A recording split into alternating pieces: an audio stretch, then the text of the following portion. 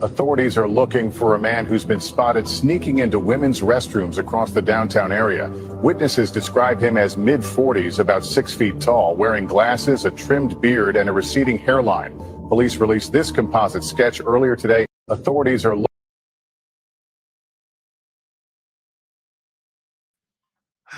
Always a classic. Always a classic. That woman's face was great. Good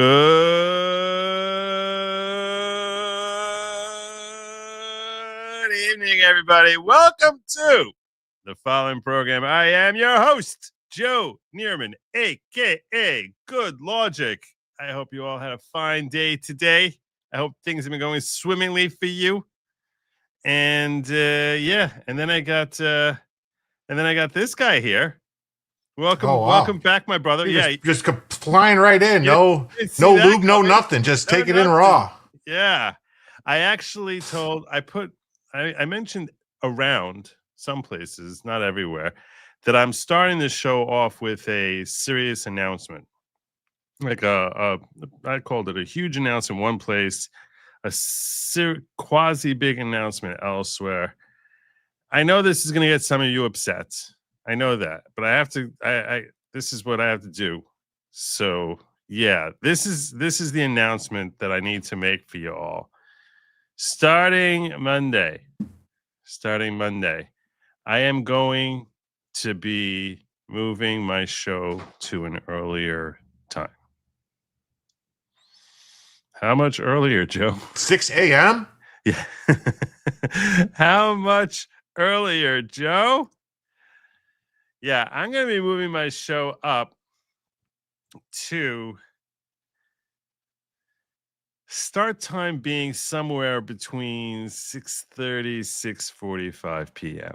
That's basically what I'm moving up to. Well, tell them why. Tell them why, so people don't think it's just like you're just doing it to be it. The reason why is Robert Gouveia, who most of you know him. His audience is a very aligned with you guys. Very, very much aligned with you guys. He does more of a law focused show than I do. I do a little bit more politics. He'll go through law, but the audience we're targeting is very similar. Probably more so than almost any other audience I can think of. And he's offered to basically redirect his audience to me. And his channel is noticeably larger than mine, and properly so. The dude is talented as hell. His show is like like if you turned on cable and saw a news show, that's Robert's show. I mean, I know I'm just saying he does a great job. That's what I want. He's phenomenal. And he's a real gentleman. So I know people are saying I tried that already, but I actually have orchestrated with him. He threw out the idea in the past, but I actually spoke with him today about how I would structure it to really make sure that he has the link and can actually do it. I want to be as little of a burden on him as possible. So, I plan on being a huge burden on Joe. Yeah, no, Jim is a ridiculous burden on me. But yes, my objective is to be as small a burden as possible on Robert, which is why I'm probably I was talking with him about how I can set up the stream, because I'm producing a show based on news that's coming out. So I sort of you have to do it in advance of when you guys are just walking in the door, and you have to be setting up everything for background and what I'm going to be sharing and what's going to be happening. It's just a lot of background work to do. And then I got to give notice beforehand. And how am I doing that if I'm rolling right from his show? And I actually figured out how to do it. I worked that out with him. So yeah, I think I'm going to be doing this. This is what I'm going to be trying to be doing going forward for the foreseeable future. So starting Monday, I'm going to be doing my you'll see me going live. He was telling me that he starts 5 p.m. my time and runs for like an hour and a half to 2 hours. I think he normally goes longer than that. Yeah, I was like, okay, I think that, like I said, if I start before you and you roll into me, that's fine. That'll work fine. He's like, yeah, no, that's true. But so I was thinking, I also don't want to try. I know a lot of you probably like watching Robert Gouveia, so it's not like a thing that I'd want to I really might even just do it. Like I'll watch his show, and whenever he wraps up, just go live. Like that's really the smart way to do it. When he wraps up, just go live. As long as you have your link set up ahead of time, you don't have to be live, and he'll still send everybody to you. So you can do that. You know what I mean? Have the link set up and waiting, and you can watch his show. And as soon as he's going to go, as soon as he's going to end, as long as he has the link set up, it'll work fine, and you can just go live instantly, and the people just come right over. Yeah, yeah. I think that's probably the best. That's probably the best way to do it. Just make myself. I was like, you're basically going to be like the '90s equivalent of like you being Seinfeld, and I'm going to be like Friends rolling in after you. Like that's what my objective is. I would call you're be more like Frasier.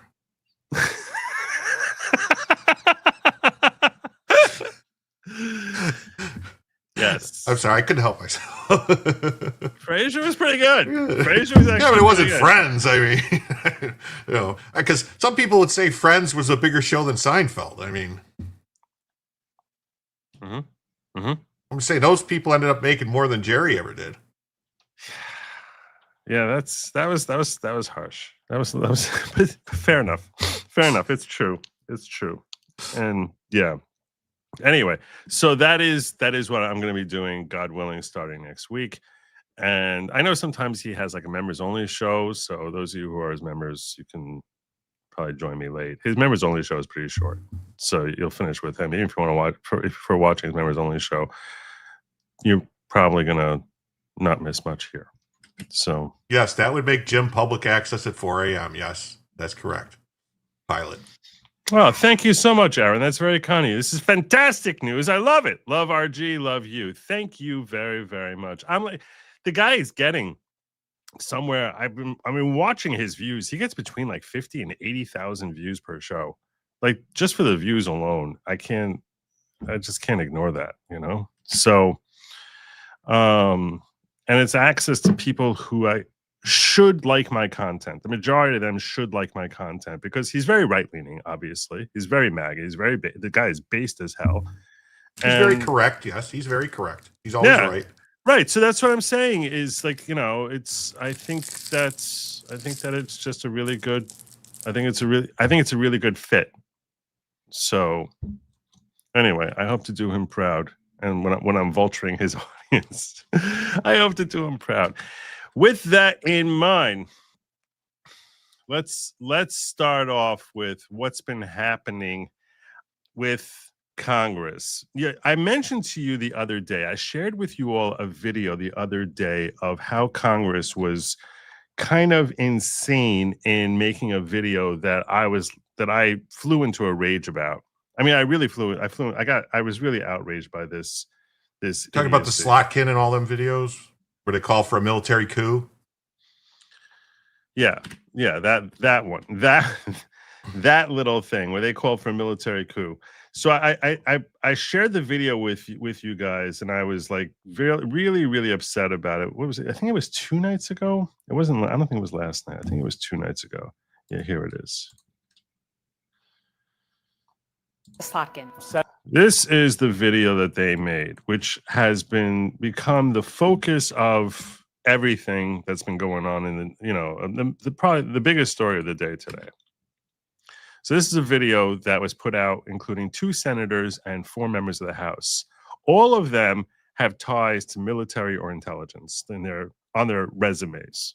I'm Senator Alyssa Slotkin. Senator Mark Kelly. Representative Chris DeLuzio. Congresswoman Maggie Goodlander. Representative Chrissy Houlihan. Congressman Jason Crow. I was a captain in the United States Navy. Former CIA officer. Former Navy. Former paratrooper and Army Ranger. Former intelligence officer. Former Air Force. We want to speak directly to members of the military and the intelligence community who take risks each day to keep Americans safe.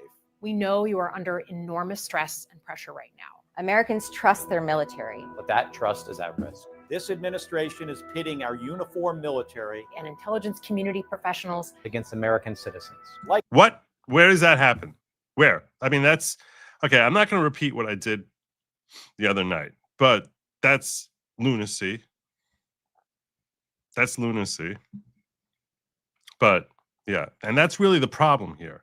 The problem here is that this is obviously their subjective call. This is their subjective perspective.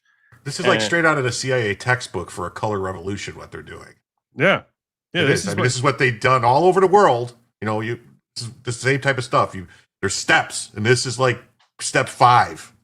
You know, this is not step 1. This is step 5. That's true. It's a great point. It's a great point. You can picture them doing this in some third world country like Pakistan and basically saying they did it in Pakistan. They did it in Pakistan. And I guess they locked up the Pakistan. You know, it's weird. They locked up the president of Pakistan. Yeah. They got a new one now. Did the same thing in Brazil. Wow. Yeah. Did it in Ukraine too. Oh, geez. The color revolution. Yeah. Like us, you all swore an oath to protect and defend this Constitution. Right now, the threats to our Constitution aren't just coming from abroad, but from right here at home. Our laws are clear. You can refuse illegal orders.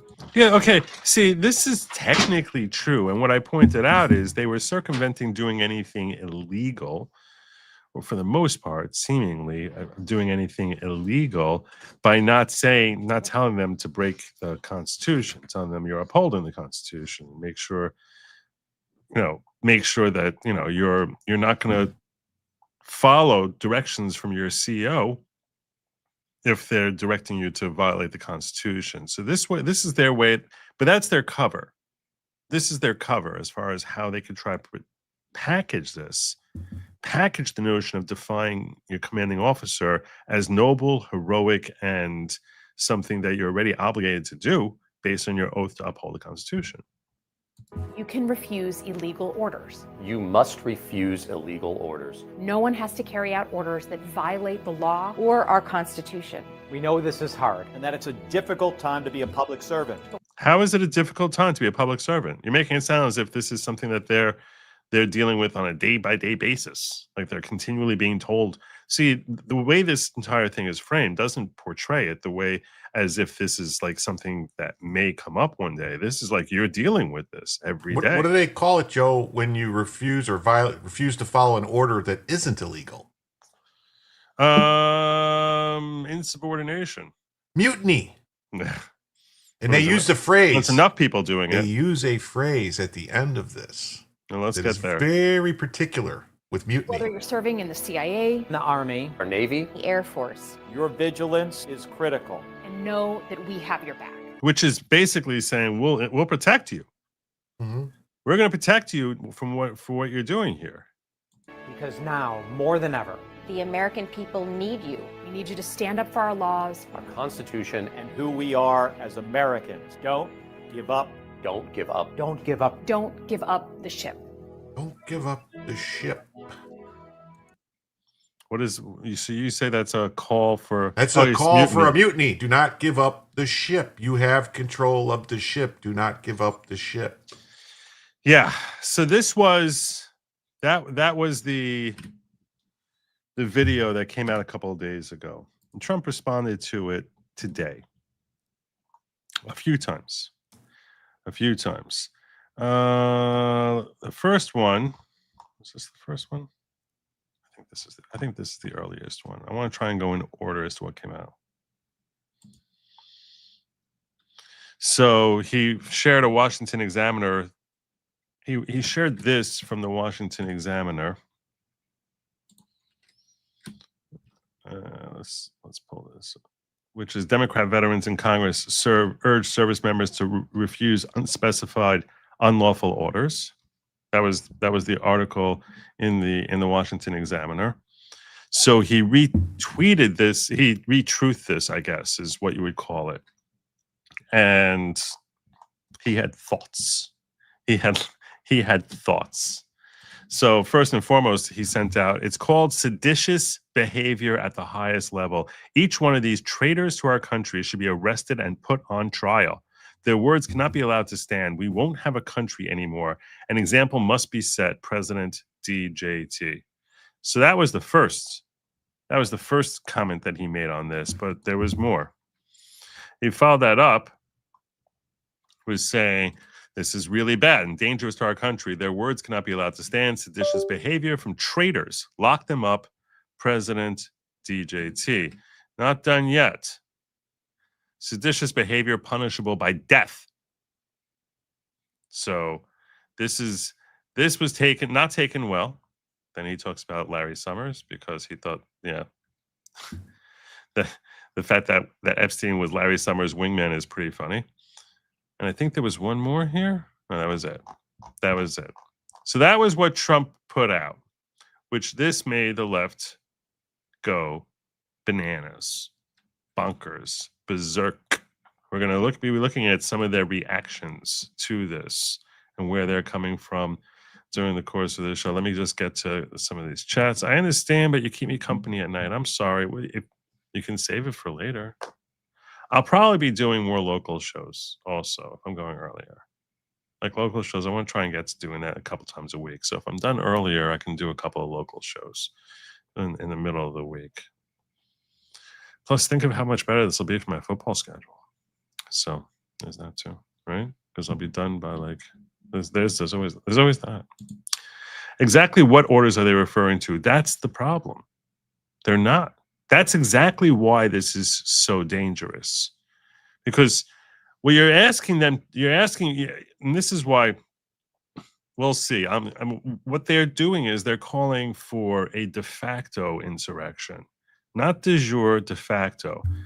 What I mean by the words de facto? You'll probably hear me use that term a lot. It's a Latin phrase which means in fact, not in law, but in fact, meaning the way they're wording their expressions, which was clearly, they were very clearly scripted to be very careful to make sure that they felt they were not doing anything illegal in pushing the military to do this. So that's why they were all about, the unlawful order, the unlawful order, the unlawful order. But when they throw out there the notion that there is ongoing unlawful orders, well, that makes you ask, like, okay, so which person here from the military, what order went out there that they had an obligation under their oath to disregard what their commanding officer directed them to do? Like they make it sound as if this is like, oh, this is happening 20 times a day. There are unlawful orders, or that this has been a recurring problem. So, what are you talking about? And if there's some people, let's say 2% of the military, were to take their words seriously and say, yeah, you know what? So now it's a subjective call. If I make a subjective decision that this is not something that's lawful, so I'll just disregard, which is what they're hoping for. I mean, and they're also coming from a place where, basically, what have we had, like 80 or 90 district courts that said Trump's unlawful, and then it gets overturned because they don't know what the fuck they're talking about. So that's what they're like. Oh, you could just say it's unlawful, like this judge said. Everybody refused to do everything, and you could just say. Problem is that when it turns out it's not an unlawful order, those people are going to prison. Yeah, yeah. Like not like, oh, it's a joke. No, prison. Like it's a very break rocks prison. It's a very, very dangerous thing. It's a very, very dangerous thing, and especially because they are using their position to talk with authority. They're not just like, I'm a senator or I'm a congressman. No, I served in the military, so I know what you're dealing. Each of them talking about their military, their resumes with respect to the military service or their in the intelligence agencies, that they've been there, and they know what they're talking about, and that's what makes this so horrible.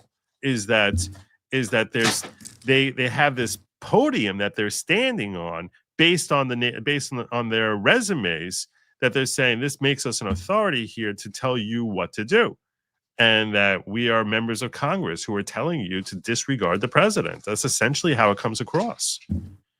So, and because when I say de facto, what I'm saying is, while it's technically legal, if you dissect this sentence, this sentence, that phrase, whatever, it's legal. The overall message is de facto in point of fact. In practice, if Sergeant Lance Mills gets an order from he gets an order from a captain, and he's like, well, I don't think that I'm supposed to be doing this now. So now you start having this breakdown in the chain of command, which is very dangerous for the military themselves.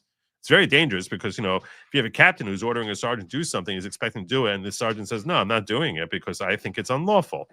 So now what happens is all of a sudden every individual, the objective you want to have from your military is that they're functioning as a cohesive unit, that they're operating together hand in glove, that you know that you can rely on the man next to you, that he's going to be following orders because the same way you're following orders. And if all of a sudden you start having questions, are they going to follow orders, or is this some yokel who's going to sit here thinking, oh, maybe it's unconstitutional order, I shouldn't be following this, that this is part of the natural equation that's going through their minds, all of a sudden you can't rely on the guy next to you, which this really cripples our own military. This is very damaging stuff. This is very serious stuff. It has very serious repercussions, because now, if you can't trust Sergeant Lance Mills because he's someone who's like, I'm not sure I agree with Trump on all this stuff. I think some of this stuff might be illegal. And now I got all these senators and members of the House who are telling me I should disregard their orders, and there could be 5,000 Lance Mills. You don't know which person it is. Now all of a sudden you don't have a functioning military anymore. This is what these the proper word for what these people are for calling for this is asshat. Like what is wrong with you? How stupid do you have to be? Like this is very, very serious stuff. So the notion that I understand freedom of speech. I'm all for freedom of speech. I'm screaming for freedom of speech. And when I first looked at this, I was like, technically, it's probably not illegal what they did. It's probably not illegal. And I want to. I don't know. They tried to get Trump for saying to peacefully and patriotically protest. So. Right, but just because they try breaking the law doesn't mean I want to follow in their footsteps. So the last thing I ever want to do is follow in the footsteps of folks from the left, because everything that they do leads to their own perdition. So it's not like I look at them as a role model as to how I should act. It's a matter of, okay, they're basically like the autistic children in the room. And it's almost offensive to autistic children that I'm referring to them that. But you're an adult and you're dealing with a 6-year-old autistic child, and this is what they're doing. So they say, well, since the 6-year-old autist is doing this, I'm going to do the same thing back to them. That doesn't seem to make any sense, and it certainly is not going to be productive for you or the autistic child. So too, I don't, just because they're idiots, that doesn't mean that they're folks that's I still want to give them their freedom of speech, but when a 6-year-old autistic child is basically setting fire to the building, it's not like you could sit back and say, oh, well, look, we have to let everyone play with matches. Now, I'm not calling for different rules for Democrats and Republicans. I want to be 1,000% clear on that. I'm simply saying that with respect to people who are trying to chip away at a foundational element to upholding the security of our nation, being our military, to me, that is a very, very grave offense. Yeah. Well, any of the people that were officers in the military can be recalled to the military and court-martialed. And honestly, it's a completely separate thing. That's the First Amendment doesn't apply to the military. That's what should happen. That's what I want to see happening. That's exactly you picked up. I didn't even talk to him about this beforehand. That's exactly what I want to see happen. I want all of these people stripped of everything they got from their service in the military. Everything. Now, I don't know if intelligence agents have anything similar to that, because I don't know if you can court-martial someone who worked for the CIA. But unless they served in the military also. Like the one that says I was an intelligence officer. With what? With this, and Army intelligence, naval intelligence, Marine, what intelligence were you? They should be court-martialed. These people should be court-martialed. Every one of them. That's what should happen. That's exactly where I was going with this. That is the perfect punishment. You're trying to destroy our military. You should be court-martialed, because that is what they did here was utterly asinine, dangerous, demoralizing to our military. Which that too is bad for you. Have a demoralized military. That's also a terrible thing. This was evil and dangerous and has to have repercussions. So I like the fact that a military tribunal has a lot more leeway to control themselves there, and to police themselves. And I think that's exactly what should happen to these people, every one of them. should be recalled, court-martialed. And there you go. Let them be discharged in shame. Let them be stripped of all of their medals and honors and ribbons and all the acclaim that they got for whatever service that they did, and be stripped of it all, because this is self-destruction. This is self-destruction of a country, what they're calling for. It's literally it's Harry Carey. And that's what should happen to them. They should be court-martialed. I'll put it upon you to sort of see what rank each of those. I don't know if you could do a quick look to see those 6 people. No, I know Jason Crow was a captain. I know that Mark Kelly was a captain in the Navy, which is the difference in like a lot higher than a captain. And I think the other one, most of them were officers. Yeah, different. Refusal of a lawful order is unlawful and your Bubba's plaything. Yep. Early start is smart. I like it, but where does this leave sin on Wednesday shows? What about Saturday, Sunday? Will we ever see those again? Just questions. So Saturday, Sunday Saturday should be coming back soon. Saturday night shows should be coming back soon. In fact, I was going to do one this past weekend. I thought I was going to have Jim this past weekend, but I never heard from him. So I was like, well, what are you talking about? What? It's true. I kept checking for an email from you, and I was like, all right, I guess nothing happened. I sent an email Saturday. I don't know, Jim. Let me look. I don't think you did. Oh, I did. I actually looked for it. To encourage Saturday, people, right here. At 8:47 p.m. Really? Yeah. I must have checked earlier. To encourage people to refuse unlawful orders is like saying don't run red lights. It's meaningless, right? But it's in the context of what they're saying, that there are unlawful orders going on. It's not meaningless because it's redefining, or it's attempting to redefine unlawful orders as something subjective.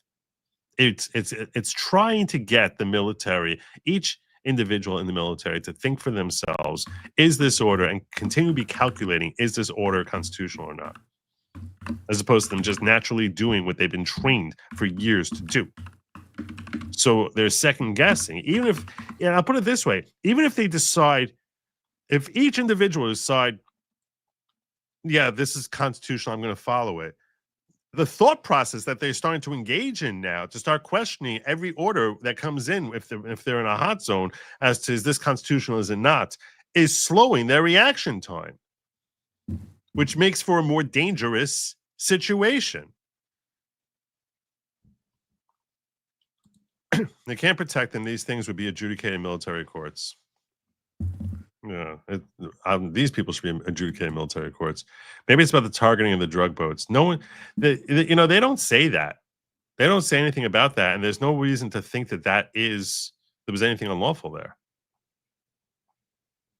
It wasn't unlawful when Obama killed several U.S. citizens. Yeah, purposefully. Like, yes, I'm killing these U.S. citizens. Their names on a list. I'm killing them. Mm-hmm. That wasn't unlawful. That was, the court said, no, that's fine. You could do that.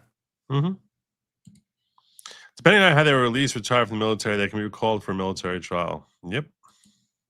Can Joe do stuff on the Sabbath? No, Joe can do nothing on the Sabbath, which these days comes almost as early as it possibly can. Sabbath starts at sundown and ends an hour after sundown. So these days, like this week, starting like tomorrow night, the Sabbath will start like around 4:15, 4:20 p.m. local time. And it ends around 5:30 or so. So, although I don't really get back from shul until, probably won't get back from shul until closer to 6. So I sort of hang out there. Context is their position of power due to congressional budget control. I'm not sure what you mean by this. Because they're not saying anything about how much spending should be done. So I'm not sure how this. I'm not sure this would ultimately play into it. But what I would say is, what's so disturbing about this is that they're using the fact that they have this military background and that they're in Congress and saying we'll protect you. We've got your back. You'll be safe. You'll be okay. Don't worry. We got you. I think too, it's not so much what they're saying publicly. What are they saying privately? Who are they communicating with privately? Because I know these people think they're above everything else, so they're probably calling people on the phone. They're probably having conversations with generals and admirals and other people, trying to get them to do stuff. Yeah. At that point, then you have crossed the line. But I'll tell you this much: they should be under investigation. Oh, definitely. Yes. Well, there is a. Well, we have a clip of someone saying they're under investigation. Oh yeah. Yeah, Todd Blanche, I think his name is. Nice. If you can share that with me, I'm gonna. All right. I have some other stuff. I don't know if you wanted to pull up. Like we have I have a lot of clips. You have a lot. Okay. Yeah, I have a lot of reactions from the left that I want to go through.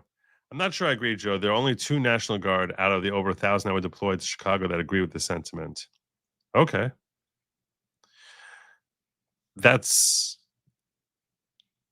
You're saying that it's not that widespread a problem. The fact that it's the fact that the problem may not be widespread, and let's face it, probably at least 3 out of 4 members of the military would lean towards Republican sentiments, right? Especially when you consider towards a more MAGA type of sentiment. So most people in the military probably look at these jerks the same way that I look at them, right? With the same disgust and disdain for these people. But all it takes is one, right? All it takes is one in the wrong place at the wrong time for someone to die. People forget, Benedict Arnold was an officer in the Continental Army. Benedict Arnold was a hero before he became a traitor. He Correct. was arguably one of the 3 biggest heroes of the Revolutionary War. Before he was like a warrior on the field, highly decorated. I learned so much about him from that miniseries Turn, where Benedict Arnold was played by the same guy who played Rigsby in The Mentalist. I don't know if you ever watched The Mentalist. You remember? Did you see? Did you watch? I'm trying to think. Is that a Baldwin? But it's not a Baldwin brother. No, he's not a Baldwin. He's not. But I'm saying not one of the Baldwin. He's not a Baldwin. He's got a Baldwin last name. The same guy. His last name is. I think it's Adam Baldwin. No, it's not. It's not. Is it really? I think so. But it's not. He's not a Bald. He's not related to those Baldwins. Yeah, but he has sort of the same kind of look. Yeah. I think that's who it was. If I'm not mistaken, that's who played him. Adam Baldwin. Yeah, I'm pretty sure that's who played him in Turn. He also was like, if you ever remember the movie called like My Bodyguard. Yes. And then he was also in Full Metal Jacket. He played Animal Mother. No, he wasn't. That Full Metal Jacket was like 20 years before this guy became anything. Okay. That actor was like 15 years old when Full Metal Jacket came out. Maybe I'm wrong. You know what? I think I'm thinking of The Patriot. Oh, yeah. So The Patriot was much earlier. Turn came out like 8 years ago. This guy's in his right now he's maybe 40. Oh, okay. All right, never mind. It wasn't him then. Anyway. For some reason I was picturing him. No, so you were talking about Benedict Arnold, though. Benedict Arnold was, historically, the dude was he was fierce. The guy was fierce, on the battlefield. And then he got very highly injured, and he got promoted, and he was not happy with the levels of his promotions and the levels of trust that Washington gave him, and he had his own worm tongue in his ear in the form of a woman who was considered to be the prettiest woman in Philadelphia, who he ended up marrying, and that she was basically having some sort of relationship with the head spy for the British. And yet she lived out her life without ever being found culpable of anything. So the actor's name was Owain Yeoman. Yes. Owain Yeoman. That was it. Yeah. Yeah. There we go. All right.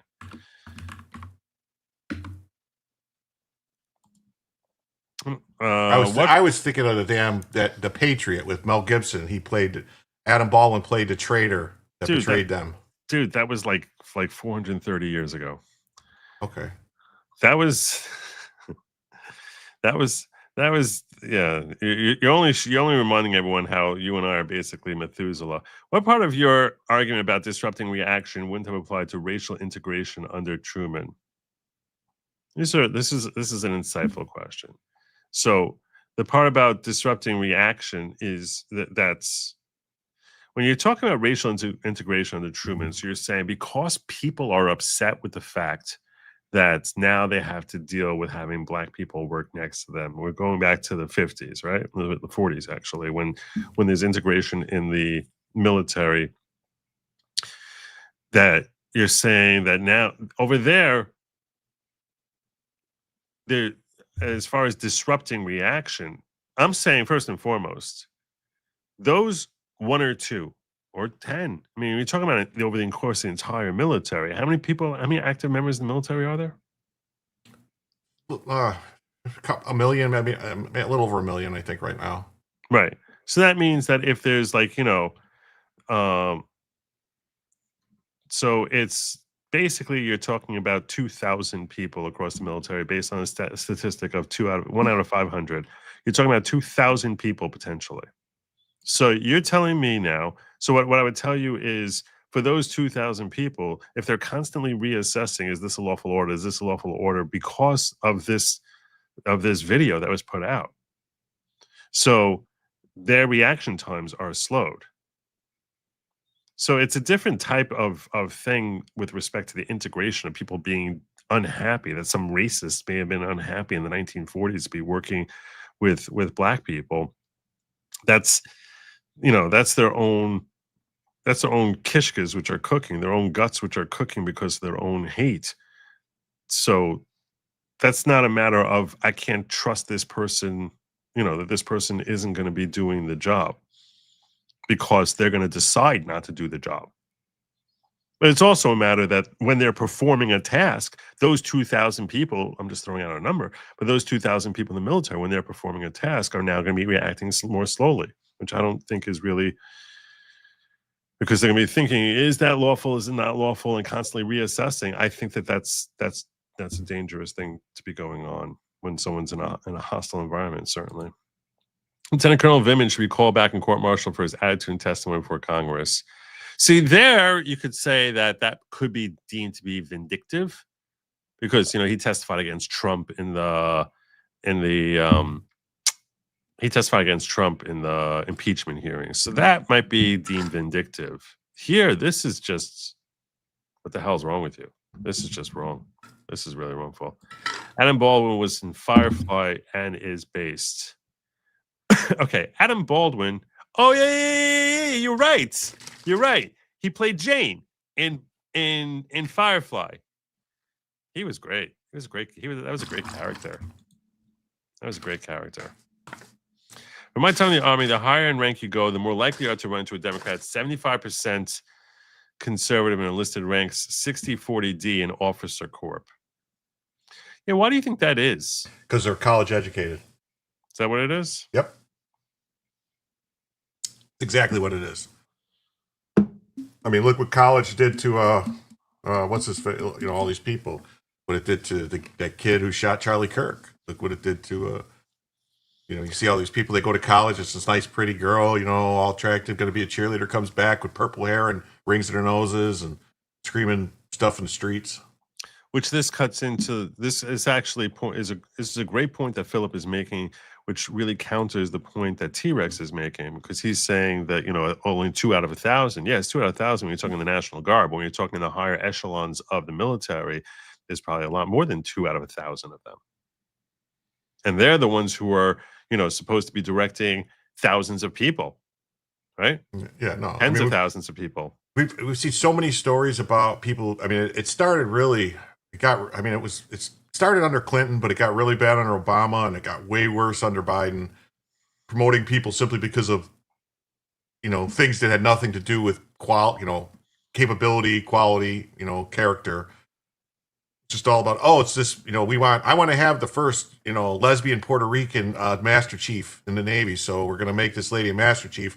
And, what do you know? She sets up a fucking satellite dish on a boat in the middle of the South China Sea to watch her telenovelas, giving away the position of our fucking boat. And then lied about it, and and that happened. I didn't make that up. Now I need to check out how many 4 or 5 generals there are in the Way army. too many in the army today. I think there's several. I think there's like 100, and I think we had 4 or 5 during World War II. Yeah, there's no 5-star. The number of active duty 4-star generals is capped at 8. So I'm not sure how that. But I saw something along the lines of what you were saying, that there's there's like a ridiculous number of generals that we have now compared to. Well, because okay, but you're talking about Army, then you got Air Force, then you got Marines, then you got Navy. The thing is that there was a insane amount. I mean, I don't know. Who knows? Yeah. Well, let's hear from some of the reactions to Trump's comments. If you want to, I have it pulled up. If you want to hear Todd Blanche, his response to it. No, let's hear from the reactions first, and then All we'll do that. Appreciate that, brother.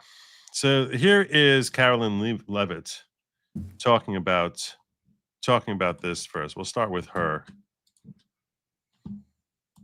This morning, President Trump accused 6 Democratic lawmakers of seditious behavior punishable by death. Just to be clear, does the president want to execute members of Congress? No. Let's be clear about what the president is responding to, because many in this room want to talk about the president's response, but not what brought the president to responding in this way. Yep. You have sitting members of the United States Congress who conspired together to orchestrate a video message to members of the United States military, to active duty service members, to members of the national security apparatus, encouraging them to defy the president's lawful orders. The sanctity of our military rests on the chain of command. And if that chain of command is broken, it can lead to people getting killed. It can lead to chaos. And that's what these members of Congress who swore an oath to abide by the Constitution are essentially encouraging. We have 1.3 active duty service members in this country. And if they hear this radical message from sitting members of Congress, that could inspire chaos, and it could incite violence, and it certainly could disrupt the chain of command. These 3 members of Congress, I will also add, knew exactly what they were doing. You look at Alyssa Slotkin. She's a former member of the CIA. Mark Kelly was a captain in the U.S. Navy. Maggie Goodlander was a naval officer, and notably, she is also the wife of Joe Biden's national security former advisor, Jake Sullivan. And so these members knew what they were doing. They were leading into their credentials as former members of our military, as veterans, as former members of the national security apparatus to signal to people serving under this commander-in-chief, Donald Trump, that you can defy him and you can betray your oath of office. That is a very, very dangerous message, and it perhaps is punishable by law. I'm not a lawyer. I'll leave that to the Department of Justice and the Department of War to decide. Very well said there by Carolyn. Very, very well said indeed. It's true. It's true. Every word. So let's start hearing from some of these different people who took part. We're going to first hear from the people who took part, their response. 5 out of 6 of them responded to Trump's tweets on Truth Social. 5 out of 6 of them. So let's hear from some of these clowns. This morning, President Donald Trump threatened to have me arrested and executed simply for reminding our service members of their oaths to follow the Constitution and to defend the rule of law. Nope, not just for that, but also for implying that there have been unlawful orders that have been issued. I've taken many oaths throughout my life as a combat veteran, a paratrooper, an Army Ranger, and now as a member of Congress. That is a lifetime oath for me. I will never stop defending it and upholding that sacred obligation. It's very telling that President Trump and those around him think it's criminal simply for asking people to follow the law. Nope. You say in the context of there have been unlawful orders. That's the big deal here. That's why this is such a huge deal. It's in the context of that there are ongoing unlawful orders. This moment requires moral clarity. And you have none. You have none. You're sitting here, you're basically using your military background as a basis to make a political point. Every American, regardless of your background, should unite and reject his calls for political violence. This is a moment that requires leadership. And I intend to, and you're exactly not a leader. You're a fomenter of disunity, the exact opposite of leadership. And members, you know, the members of the House are supposed to be looked at as leaders of their community. uphold my obligation, my oath, and to lead. Yeah. Don't give up the ship. Don't give up the This ship. morning, Don't give up the ship. As if the ship is imperiled. See, that's it. That's exactly it. You're undercut by your own words, undercut what you're saying. Don't give up the ship. What the heck? Where's the ship imperiled? That's the problem. That's exactly the problem.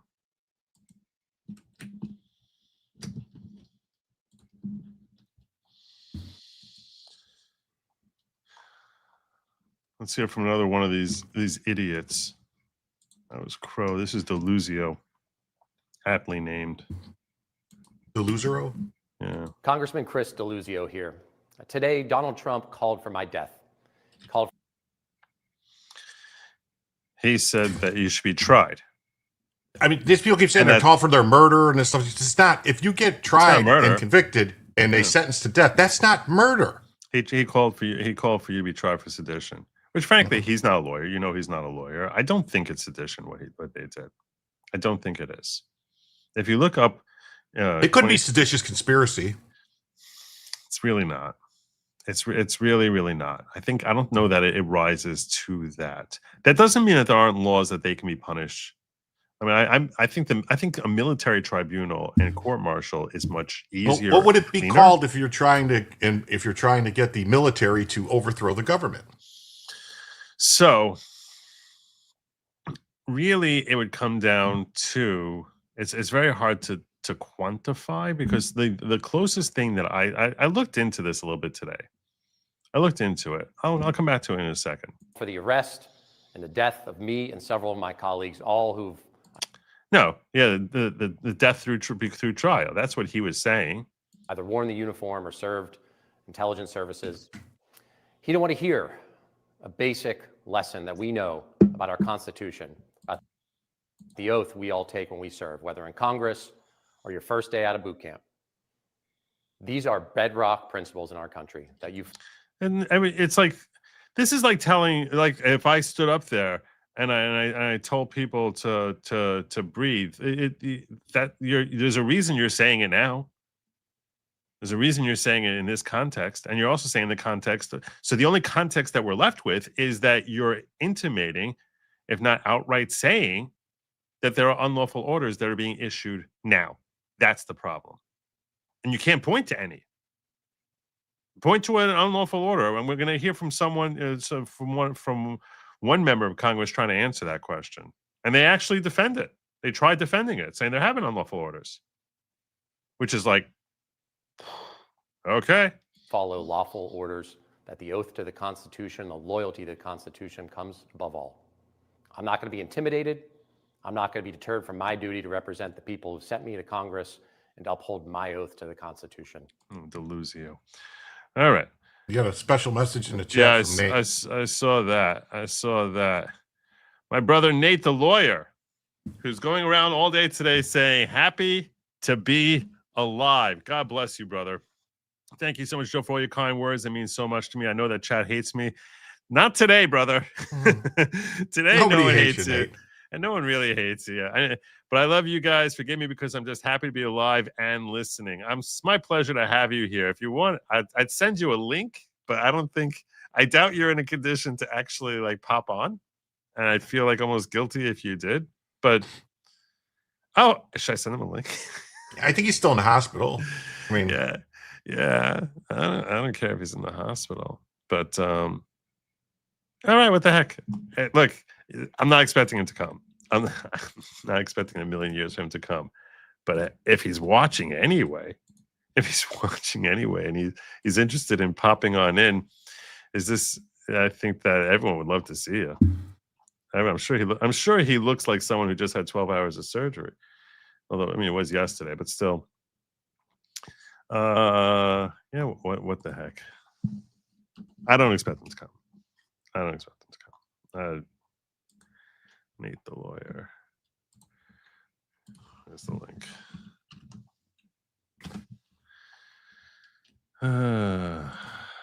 Yeah. But yeah, so obviously we all wish Nate well. If you have not yet heard, he had 12-hour surgery to remove a tumor that we're supposed to find out next week, I think on Tuesday, that hopefully it's benign. And yeah, and then he'll proceed with his treatments as directed by his doctors. But wishing you nothing but blessings, love for you and your entire family. And yeah. So elites start fires, they never fight them. This is true. Space Force has authorized 25,000 people and has 4 4-star slots. It's insane. I feel so bad for Caroline. Most of her problems that she's having to clean up aren't even Trump's. They're caused by our awful attorney general. Yeah, I know you meant Trump, not trucks. They're all claiming victim status with this American Constitution is the victim. Yeah, he's coming after me. He's saying that they're trying to kill me. He didn't call for you to be executed. He didn't call for you to be executed like by a mob. He said you should be tried for sedition, and the penalty for that is death. Now, again, I want to be crystal clear here. I do not think that any of these folks who were involved in this committed sedition. I did say I would talk to you a little bit about what laws they potentially have violated. You can look at 18 USC 2, which if you pull up 18 USC 2, I have it here somewhere.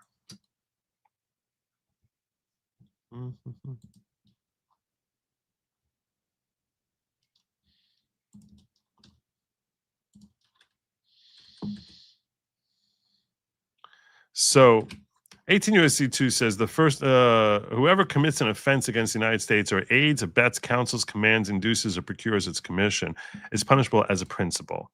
Okay, so they counseled and commissioned it. Whoever willfully causes an act to be done, which if directly performed by him or another would be an offense against the United States, is punishable as a principle. What does this mean? It means that if they encourage someone to break the law and induce people to do that whatever punishment is attributable to the person who committed it would similarly be visited upon them. So at this stage, and there are numerous elements to the military code. There's a few things as far as failure to obey an order or a regulation, which any person that violates or fails to obey any lawful general order or regulation, having knowledge that any other lawful order issued by a member of the armed forces, it is his duty to obey, fails to obey the order, is derelict in performance of their duties and shall be punished as a court-martial may direct. So in that sense, that's what I'm saying, that what they're calling for here, I don't think that standard ordinary law, I think there is free speech that's protecting them here. As despicable as their comments were, as gross and disgusting and demoralizing and self-destructive as their comments were, I do think that they're protected by free speech with respect to there being any criminal punishment that a layperson can have. But I am curious about like what added speech limitation apply to members of the military or former members of the military, meaning that to the extent that they are serving, not in the military, but they're serving in Congress right now.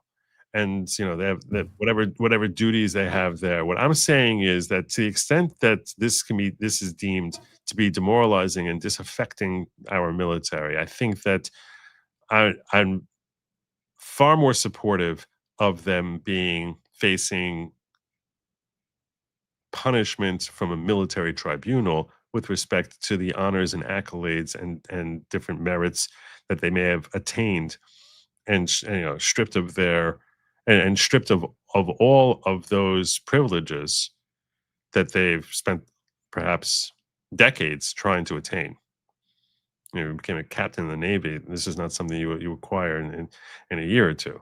So I think stripping them of all of those attributes, I think that's something I would certainly look into a lot more. I don't know enough about that area of law to weigh in and say that, this is the regulation that they violated.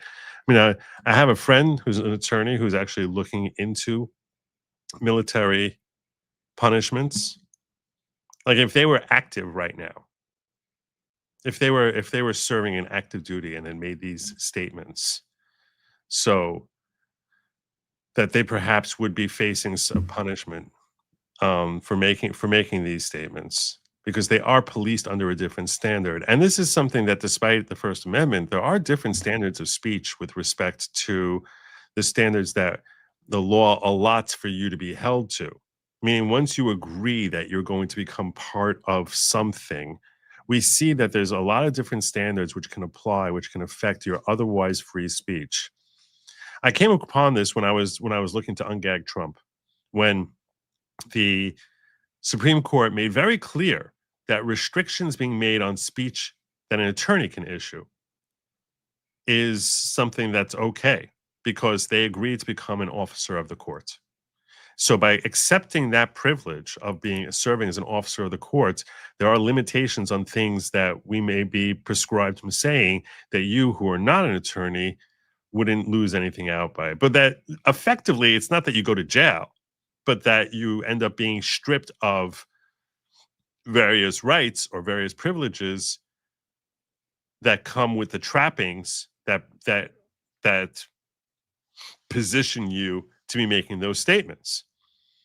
So that's why I was looking at situations where they were talking about gagging a lawyer. A lawyer has free speech just like anyone else, you would think. And the court said, no. Since you agreed to become an officer of the court, you can be held to a different yardstick than people who are not affiliated with the court. And similarly, I would think that even a retired member of the military, by agreeing to become part of the military, they are now putting them in a position where they can be subject to conduct that's unbecoming an officer, even after they retire. And that's what I think we really should be looking at very closely, because I do think that they're using their position to specifically demoralize the very body that they joined into. In other words, they're saying they each introduce themselves as to what their status was in the military. So they are standing on those credentials that I am a captain of the Navy. I'm a captain. I'm a ranger. I'm a former ranger. They are standing on those credentials in order to bolster the significance and magnitude of their claims. Those very credentials are what should be crumbling beneath their feet. That's the point that I'm making. I don't want to see them jailed. I don't want to see them imprisoned. Certainly don't want to see them hanged. I can put a thumbnail, a thing, because, what Trump is screaming about. But as far as what I think is justice and what is allowable under the law, I do not think that this rises up to sedition or insurrection or anything of that nature. But I do think that stripping them of the podium that they stand on, that I'm a former ranger, I think stripping them of those credentials, I think that certainly is not only appropriate, but necessary. So no, it's like, no, you're not a former ranger. I mean, you were, and you were dishonorably discharged. You're recommissioned and dishonorably discharged. So should we listen to that guy? That would be appropriate.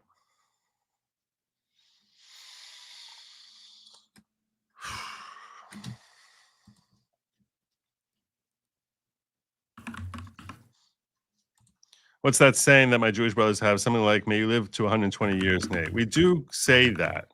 That is, and it's something that even though that is something that is regularly said. The phrase in Hebrew is ad mea ve'esrim, which means until 120. And they'll say it like, we'll literally write an acronym for that in a letter to each other. You write a letter, you would see it says an acronym for those 3 words. Actually 4 words. But I actually don't think that there's a limitation. There was a notion that there's a limitation of 120 years of life as like as far as the maximum someone can live, but I don't think that that's actually accurate. Nobody on J6 committed insurrection either. They still faced federal punishment. That's true. That's true. But you're able to. The question is what you have to basically find a law that they violated. So if you think that they violated a law, it's much easier to find a law violated when people are taking physical actions rather than when they're engaging in speech. So you're right in what you're saying here, Amazing Disgrace. But as far as saying that this is a law they violated, so point me in the direction. I'll be all for it. Tell me which and maybe you're thinking of something that I'm not thinking of. I'm certainly not an encyclopedia of federal statutes that I could say, no, there's absolutely no law that they broke. I would hope someone can show me a law that they think they broke. And if I'm not familiar with it, I'll do a quick check on it and tell you my thoughts on it. It would have to be an investigation. It would have to be an investigation that would show some other action, some overt acts that they took to engage in this either seditious conspiracy. This is an overt act. This is an overt act. What you see in this video is an overt act. They're filming themselves doing something. It's an overt act to try and get something done. So they're engaging in a conspiracy here. There's nothing so that is the overt act. But the question then is, so this is why I like having you here, because you're thinking the way I would assume many of my audience are thinking. So it helps me sort of cut out, get to the root of those questions. So if you have other thoughts that you have.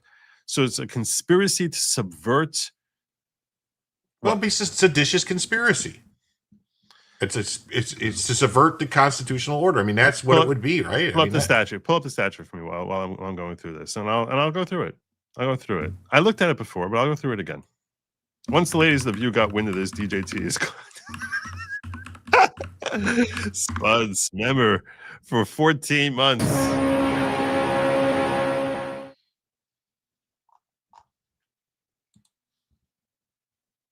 Hold on a second.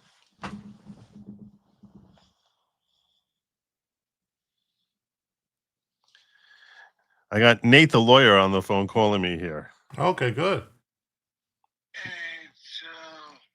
Hey, it's okay. I put you on like by the microphone, right? On speaker. Yeah, of course. Yeah. I couldn't click on the link. I'm on my phone, and I just called, bro. I feel so bad. Just send me a link, but I can't. No, I didn't think you were gonna come, brother. I didn't think you were gonna come. I even said that. No, don't feel bad at all. Don't feel bad at all. I wanted to. If you were up to it, because I know you had your surgery yesterday, I'm an idiot, so I don't know how long these things take to, and how you would be feeling. So you told me you were watching. I was like, well, if you're watching and you're willing to pop in here, so. Yeah, but I watch you at night because you help me fall asleep. I see. This is what everyone says.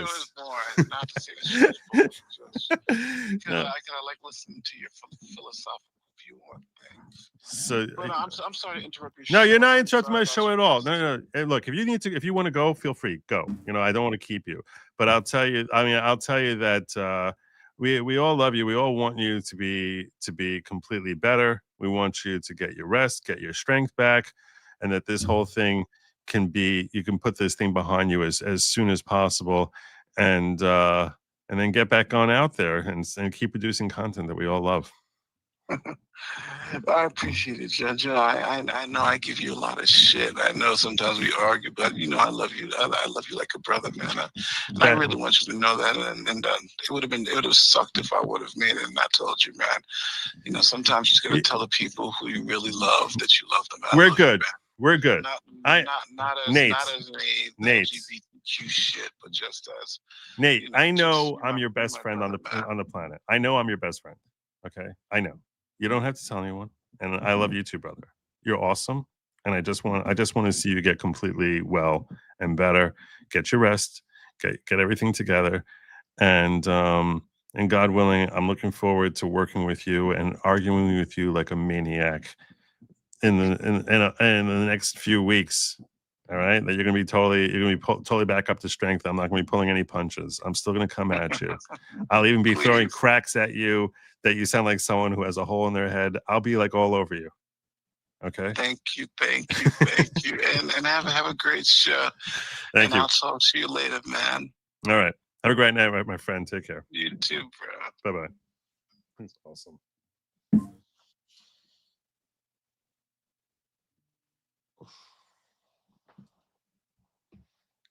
So there you go. There you go. So where was I at there? I was asking you if you can pull up a statue. I have it. You have it here? Yeah, I have it here. All right. I still have a lot more of these clips to go through of these idiots basically say, he called for me to be killed.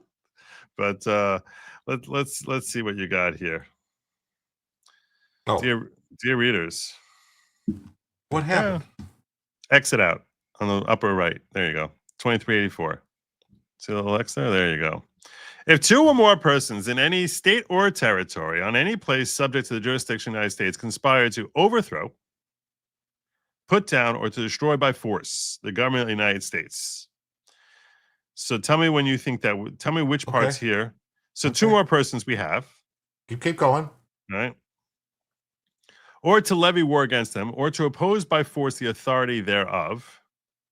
So they're not opposing by force, right? This next sentence is where it's at, baby. Or by force to prevent, hinder, or delay the execution of any law of the United States. Bingo. So we're conspiring to delay the execution of immigration law or of anything, you name it, any law. Or by force seize, take, or possess any property, blah, blah, blah, blah. They should be fined on this in prison, but not more than 20 years or both. So by this token, I'm going to ask you this question. So someone stands in front of an ice truck because they don't want them to go pick up some, one person standing in front of an ice truck. No, that's not a seditious conspiracy.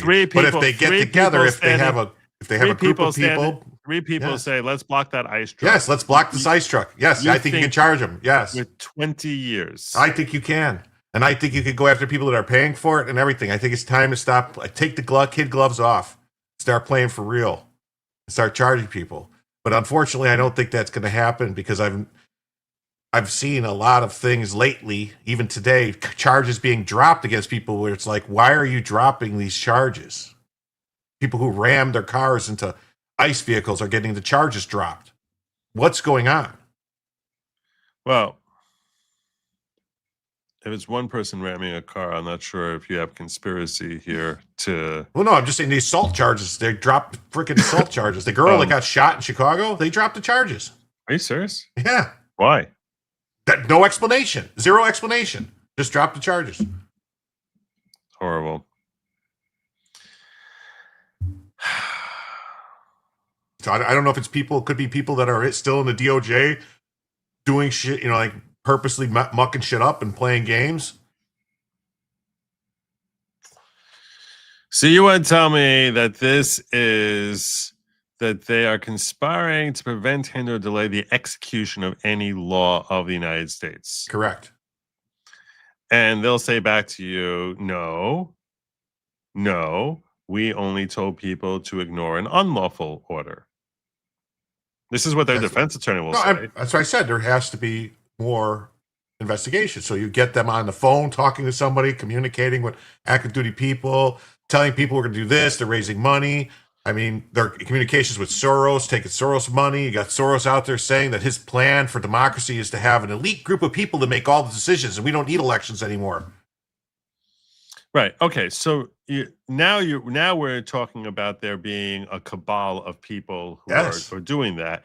Do I think such a cabal exists? Yes, certainly. I'm positive that things like that exist, and probably amongst people whose names are famous enough that everyone in this chat has heard of them. Can I tell you that that it's this person, not that person, and who's involved in it? No. Should there be investigations into these people based on what they're doing here? I think that you can make a case for probable cause, although I'm not sure if you try getting a judge to give you probable cause to do an investigation, start like tapping their phones or something like that, that you're gonna get very far. There's probable cause that that's they're engaging in this. You'll struggle with it. You'll struggle to get to get a search warrant for that, I think. Why they might not even have to get a search warrant because it could be FISA. Because you say I'm sure they've talked to Karen Bass, and Karen Bass talks to the people in Cuba. So there you go. 2 hops, you get them. Look, I'm not saying it cannot be done, and I've never been a prosecutor or even a criminal defense attorney. I'm an attorney, and so as far as the actual process of doing it, it doesn't feel like you're quite there. I'm just telling you where I'm at, and you hear the disgust and revulsion I have for these people and how I want them to be stripped of their military work. I'm just saying, to me, it doesn't feel as if there's enough here to do that. Now, you might be able to conduct an investigation that will lead to more information, which would enable you to establish probable cause to really dig deep into these people. That's possible. And I think that an investigation like that should be open. This is a good time for us to look at that Todd Blanche thing that you said you had there. Okay. So, because I do think that to the extent that such a thing is, I think that they're now saying we're people of interest, right? We are people of interest, that we're basically trying to discourage the military. And I do think, and I still believe in the military tribunal element. But play the clip. Let's see what we got from Todd Blanche. This is assistant. Let me turn it up. This is Pam Bondi's right-hand man. And frankly, most people wish he was the top guy. Most people wish Pam Bondi was gone, and he was the attorney general, but he's assistant attorney general. So go ahead, Todd Blanche. He's also a former attorney for Trump. Very smart guy. When we role played, I don't know if you saw some of the Good Logic Players things. When we role played stuff from the trial, he did the cross examination of Michael Cohen and was fierce, like just awesome. He showed how that guy, he broke him down and got him to basically admit that he lied to that jury. Well, the prosecution had a problem because they didn't have Jeffrey Epstein giving them information when they were talking about Cohen. Yeah, apparently. All right, so let's hear from Todd Blanche. Okay. Well, the investigation would absolutely be under what their intent was in saying this. And the question, we've all watched this a lot today, and the question you have to ask yourself is, what is their intent? What is the reason that they all went on a video and encouraged young men and women to defy court orders without even giving a hint of what's illegal, without even giving any suggestion of what law or what order they're being asked to violate? You cannot do that in this country, especially if you're a leader. And so what does the investigation look like? I think they should be held to account. I think that those congressmen should be required to answer questions and to answer questions about why they did what they did. And the American people deserve that, and so does President Trump. Well, the investigation. Yeah, I'll tell you something. Be under what I would love what their intent was in saying. All right, let's. I think that I definitely think they should each be interviewed by the FBI. I think that should definitely happen. Do you need to step away for? I need to step away for a minute. That's okay. Go do what you gotta do. Family comes first. All right. So, is it considered entrapment if the law enforcement both instigated and participated with undercover assistance? Undercover assistance, instigated and participated. Oh, okay. So,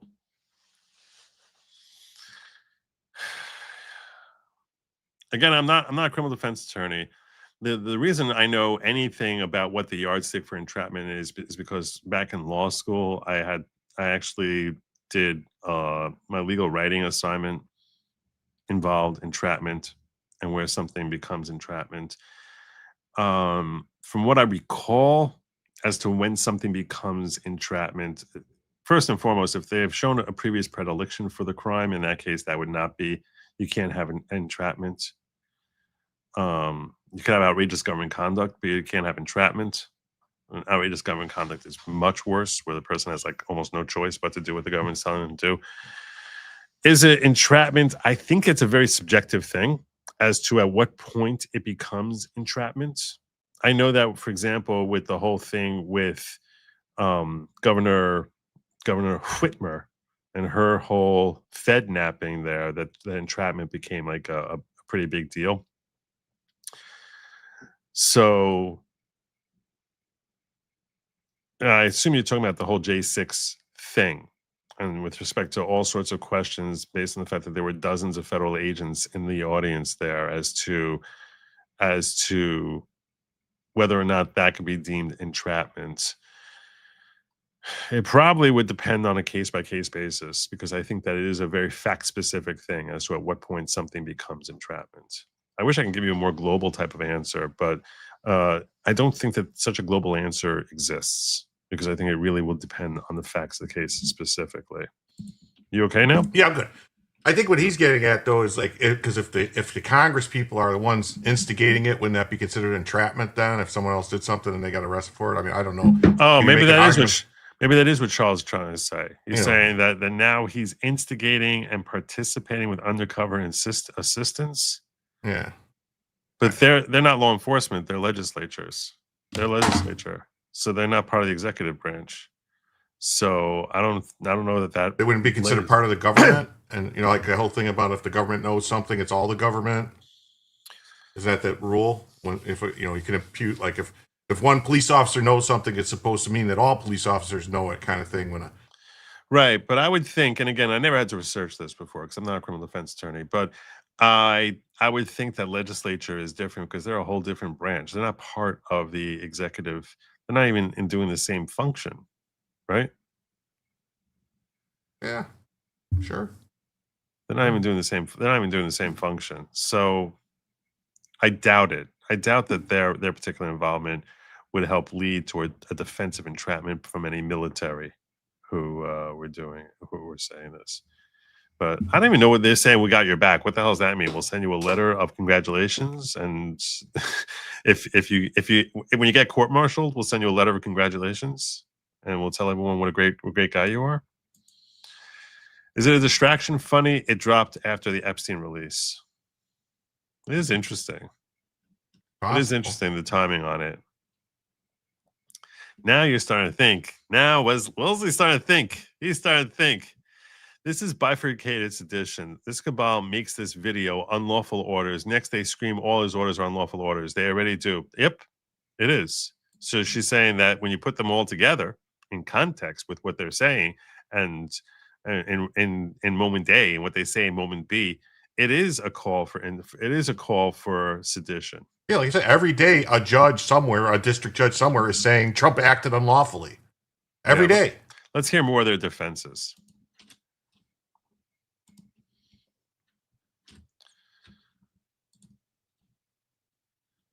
This clown who always has to tell everyone what her credentials are. I'm Senator Alyssa Slotkin, senator from Michigan, former CIA officer.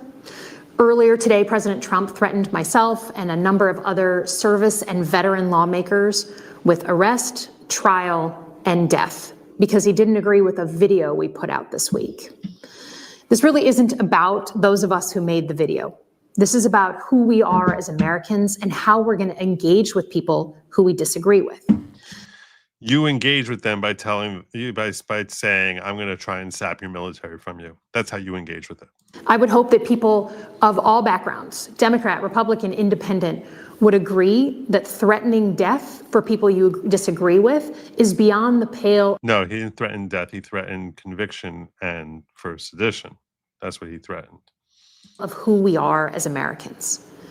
I love this country. It has given me everything, everything. Shut up. No one cares. And I refuse to believe that this is the new normal.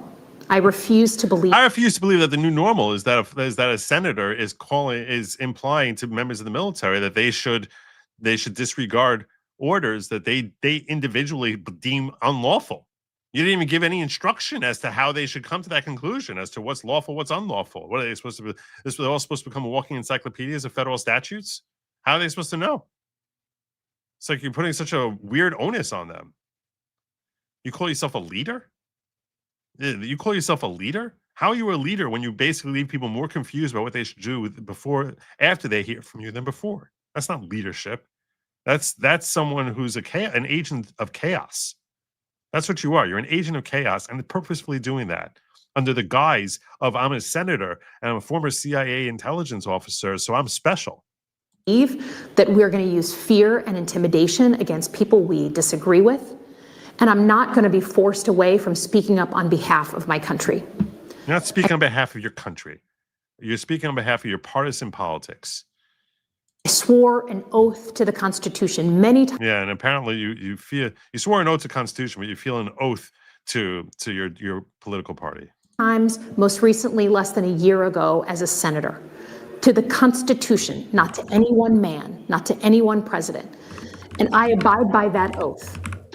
For me, I believe in the power of this country and that we are better than our current politics represent. Yeah, you are the current politics. You're the current politics. We should be better than you. And I refuse to be intimidated out of defending the country I love. You're not defending the country.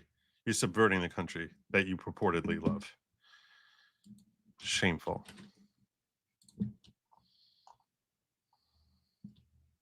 I actually responded to her. You want to see my response? Mm-hmm. Nobody gives a damn that you're a former member of our weaponized by Obama intelligence community.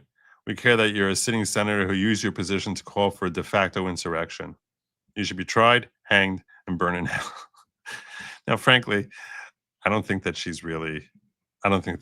probably be hanged under the law, but I felt a certain way when I saw her stupid, ridiculous claims there. I responded to a bunch of them, like a bunch of these people I responded to. So that was Slotkin. Let's hear from Maggie Goodlander. I think I had words for her too. Know this about me. Threats don't deter me. This I is will never. Minnie Mouse.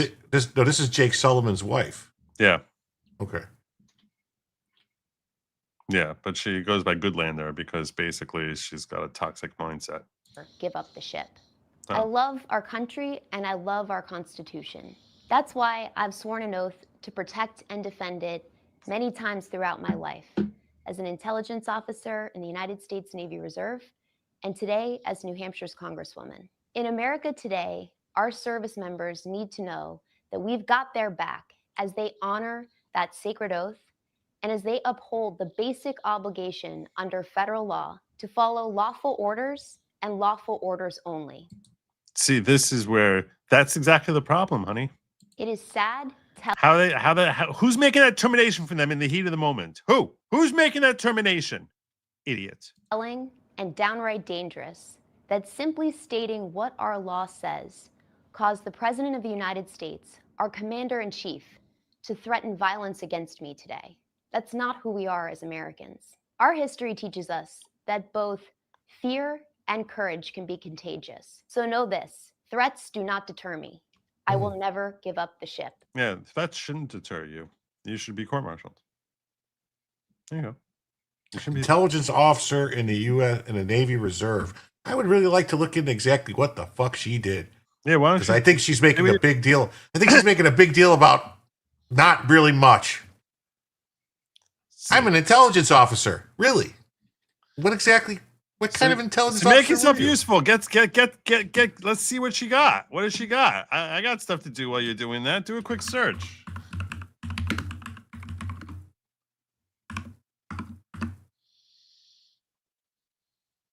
Oh, so this also was a popular response that I gave. I was like I said, I was really feeling a certain some way when I was hearing these different messages from them. You're a walking feces spewing machine. You claim that unlawful orders have been given, yet cannot cite one such order. So you were merely using your platform to encourage dissension from our military to be tried, hanged, and burned in hell. 275 likes. People liking my response. Let's see.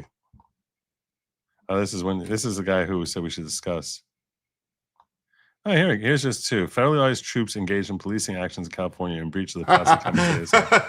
Okay. Nope. Okay. She clerked for Merrick Garland. Oh, there you go. There you go. Wait, that's military? No. Well. She was in the reserve. She just, she was. So here's an example of what I'm talking about. The military was ordered to fly out detainees in breach of a court order prohibiting them from doing so. Wrong. This is wrong. Actually, they already were in the air and outside of his jurisdiction. This is exactly the point. So there's an order there. They're already in the air outside his jurisdiction. So what are they supposed to do? Let's say you have an argument there between two people, between two members of the flight team, as to whether or not they should turn around. Like this is exactly the point.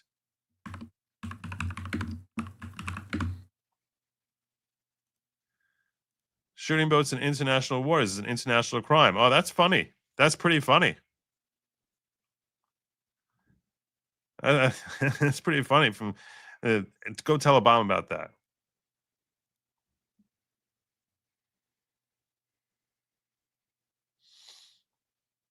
Anyway.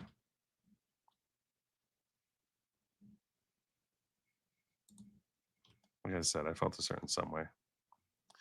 It's like Tim Pool says they're clever. They split it up. One guy says hunt down and kill fascists. A separate guy says there's a fascist. Individually, neither committed a crime. Yeah, correct. This is in response to what Kimmy was saying, that they bifurcate it. So you have one person saying we have to hunt down and kill fascists, and the other person says that's a fascist. And now it's like they're basically telling their audience, this is what you need to do, is go hunt and kill that guy. That's what they're trying to. That's what their objective is. New follower, Joe V 816. Never heard of this guy. Never heard of him. Welcome to the following, Joe V. You probably don't realize that it's not at all a cult. When you see follow, you probably think, hey, did I just join a cult? No, you didn't. And I am not the leader. I'm just a host. And I'm just playing with you, Joe. I know you've been here for 7 years. I've seen Joe V a million times, but then he's probably become a member many times. It must have lapsed, but I just figured I'd mess with him. I'd mess with him. So best I could tell, her military experience as an intelligence officer was her being an advisor for Joe Lieberman. A military advisor for Joe Lieberman. Joe Lieberman. And that was before she was a clerk for Merrick Garland. All right, let's hear from the fifth of these idiots. The sixth one didn't do a video, which was, I think Mark Kelly didn't do one. But I think this is the fifth one we got. Earlier today, the President of the United States used his platform to call for my arrest and even to threaten violence against me. Nope, that never happened. When did that happen? There's another friggin' lie. Specifically, death by hanging. He didn't say it's death by hanging.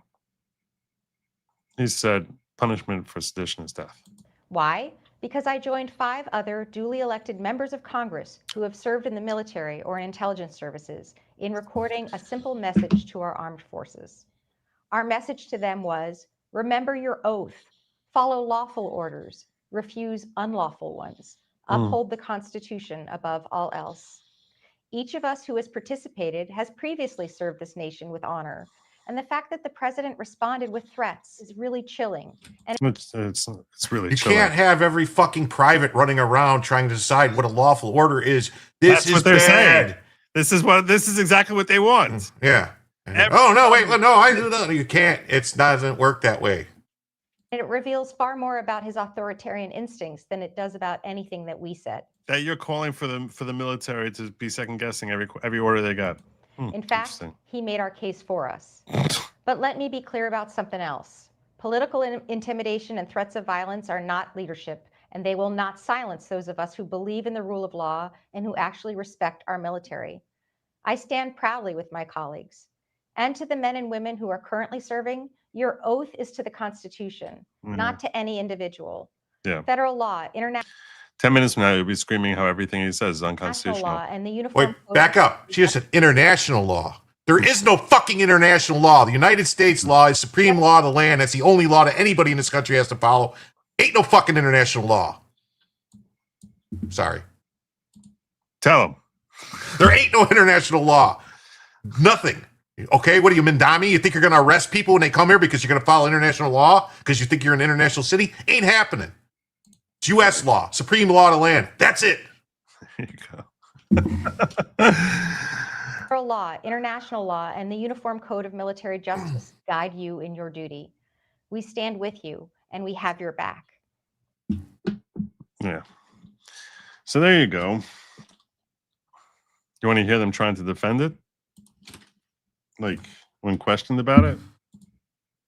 I know. I saw a couple other. Go ahead. Yeah. I think, what's his name? Is it Crow that did an interview on CNN or something and got asked about it and couldn't answer what was the illegal orders? Yeah. Hold on. Let me find that. I got it here.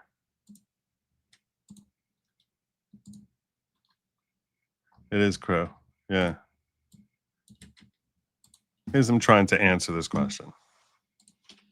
What law are you talking about that's being broken? And then you said that he's implying that he might do something that they wouldn't want to uphold or follow through with in the future. What are you talking about specifically? Yeah, I appreciate you asking him. Well, number one, he's in a very interesting legal position when he's asked this question. So the reason he's in a very interesting position here,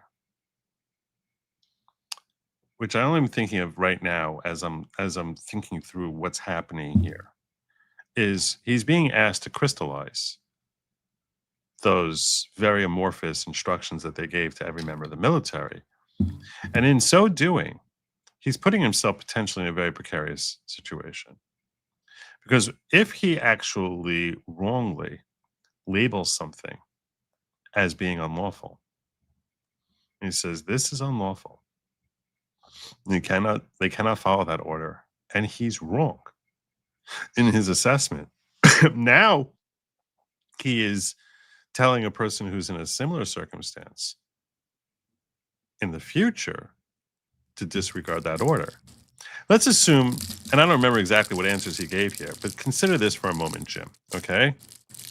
You're this guy, Representative Jim Crow. You've just made a whole statement, don't follow an unlawful order. Now, what I like about this question is you're putting him in a position where, okay, tell us what's an unlawful order. Give us one. So let's say he says blowing up a boat in international water. That's an unlawful order.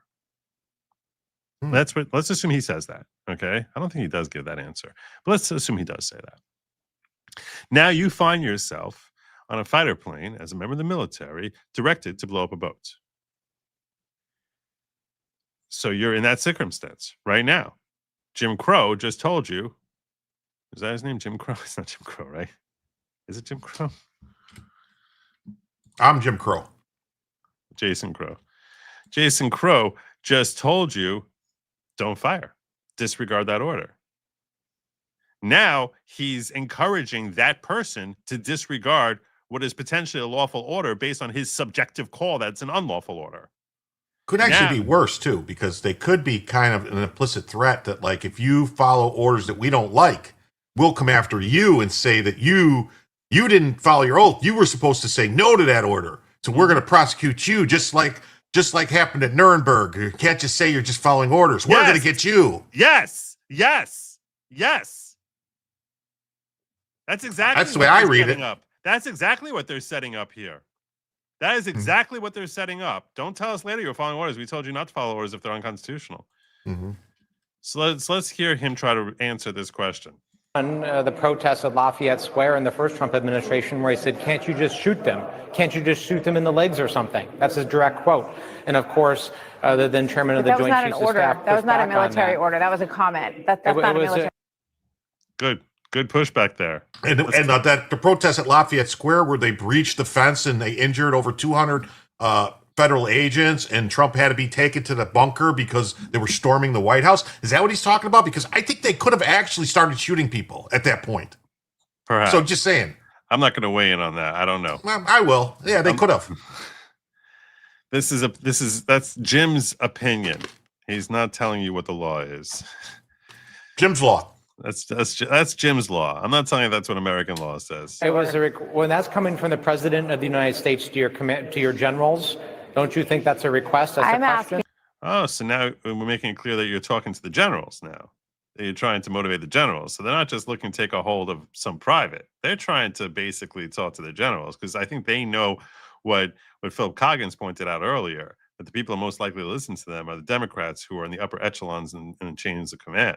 They've done a pretty good job, though, of getting a lot of these people out of the way. You know what I mean? Like they did with the guy that was the head of the Southern Command for the Navy that they got out of there, that Biden put in like right 2 days after Trump was elected. And they're trying to get the Colonel Vindmans to disregard orders. Right. That's exactly what they're looking for, traitors like Colonel Vindman. They're looking for the Colonel Vindmans. That's what they're hoping to do with this video. Specifically, right now, number two, what you're talking about. Yeah, number two, You're saying number two. She just said that's not number one because that was not. He didn't say shoot them. He asked, "Can't we shoot them? Isn't it lawful?" He was specifically asking, "Is it lawful, jerk?" Also threatened to send the military into Chicago and other cities to, quote, go to war with those cities. That's not what he said. That's not what he said. You're saying to, quote, go to war? When did that happen? When did that happen? Right, that is a very, very disturbing thing. Number three, he's also alluded to sending troops to polling stations, which is actually a violation of U.S. law. U.S. criminal law prohibits troops from going to polling stations, and he's alluded to that. So those are just. He's alluded to that. This is not an order that he's ever given. I don't even know when he alluded to that, and it probably depends how close they are to the polling station.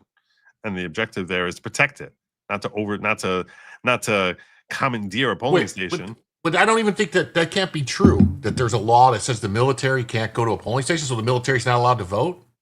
I don't know what the heck I don't know what he's talking about. No one. It doesn't make any sense. No one knows what the hell he's talking about. He just gave 3 ridiculous examples.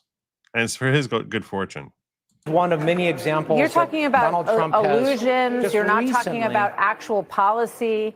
You're not talking about things that are members of our service members who we revere and respect are actually being asked to do. So when you see this video on all over the place, when you see this video on social media, I think a lot of people scratch their heads and they say, what exactly are they talking about? Are they talking about Martha, not allowing gunboats to make it to the United States carrying drugs? No. Is that what you're talking about? Martha, here's a novel idea. How about we actually prevent things from happening before they become a problem? I think that's what the hell are you talking? What are you talking about, though?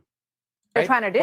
What you're saying is we have to wait until there's a problem to respond to that problem. No, I'm not. Right? As a military officer, what I think is important is we train people, we give them information, we prepare people for challenges coming down the pike. That is what I did as a commander in the military. That's what I'm doing now, as we are standing by our troops. We are reminding them of their obligation. From the commander-in-chief that we are asking our military to carry out, are you objecting to? This is very, very vague. And it was so vague in this video. I don't think people could figure out what you guys were all talking about, honestly. Martha, Donald Trump has made a series of very disturbing comments. It's to his good fortune that he didn't answer the question. There's a lot more MAGA in the military now. They went to the Lev Beria School of Investigation. I'm not sure what that is. Oh, no, Beria, the guy from the Soviet guy that said, "Show me the man, I'll find you the crime." Oh, yeah. Oh, there you go. In video, we know you're under tremendous stress and pressure right now, which is assuming a lot. Why is military enlistment off the charts meeting quotas? Why? Why? It's because people actually respect our military once again. That's what they hate. That's what they hate. Well, here's some folks who are brave enough to pretend that this is and this one I was like, this is insanity what they put here in this video. This is the Lincoln Project. Oh, they're run by pedophiles. Yes, they are. They are. I can say that because it's a fact. Donald Trump demanded it. Kristi Noem Holman ordered you to do it. Illegal deportations. They're calling the deportations illegal. Mm-hmm. Which ones? Mass raids, rounding up people who are here legally, arresting citizens, family separations, snatching students off the street for tweeting, detention without hearings, shipping them to foreign prisons, deportations, defying court orders. When government agents like you abuse your power, when you trample civil and constitutional rights, you can be held personally liable in civil court. You can lose. That's not true. It's not true at all. And what they're doing, this is all part of the color revolution. This is part of the color. This is like straight out of the fucking CIA, USAID textbook of how to overthrow a government. These people are lunatics. They are. They're lunatics. Everything. And Trump can't pardon you. That includes ICE. That includes CBP, contractors, DOJ, even the White House. Yep, every last Trump official pulling the strings. Even, well, especially the lawyers. If you think you're safe behind badges and titles, you're wrong. You do a hard, dangerous job. You're vital to our security. But what they have you doing now isn't law enforcement. Yeah. Okay. So this is now making a definitive statement as to what's lawful and what's not lawful. And this is where I think that they're actually encouraging members of the military to disregard lawful orders because they deem them to be unlawful. So in that sense, I'm telling you that this here seems like they're engaging in a crime. Yeah. Well, this is crossing a line that the congresspersons were very careful not to cross. It's just lawless, and you'll pay the price for following illegal orders. I do think that these people should be prosecuted. This is now you cross a line. Now you cross a line. I think these people should be prosecuted because now you're basically encouraging people to disregard lawful orders because you deem them to be unlawful. Now, to me, this is much closer to a conspiracy to engage in the 18 U.S.C. 2384 that we were looking at before. That conspiracy for sedition. That's what this is much closer to it because they're much more overt in defining which particular activities, which particular orders are unlawful. And that's a much more dangerous road for them to walk. They're really out of their minds. A lot of other members of Congress also weighed in. I don't know if we have.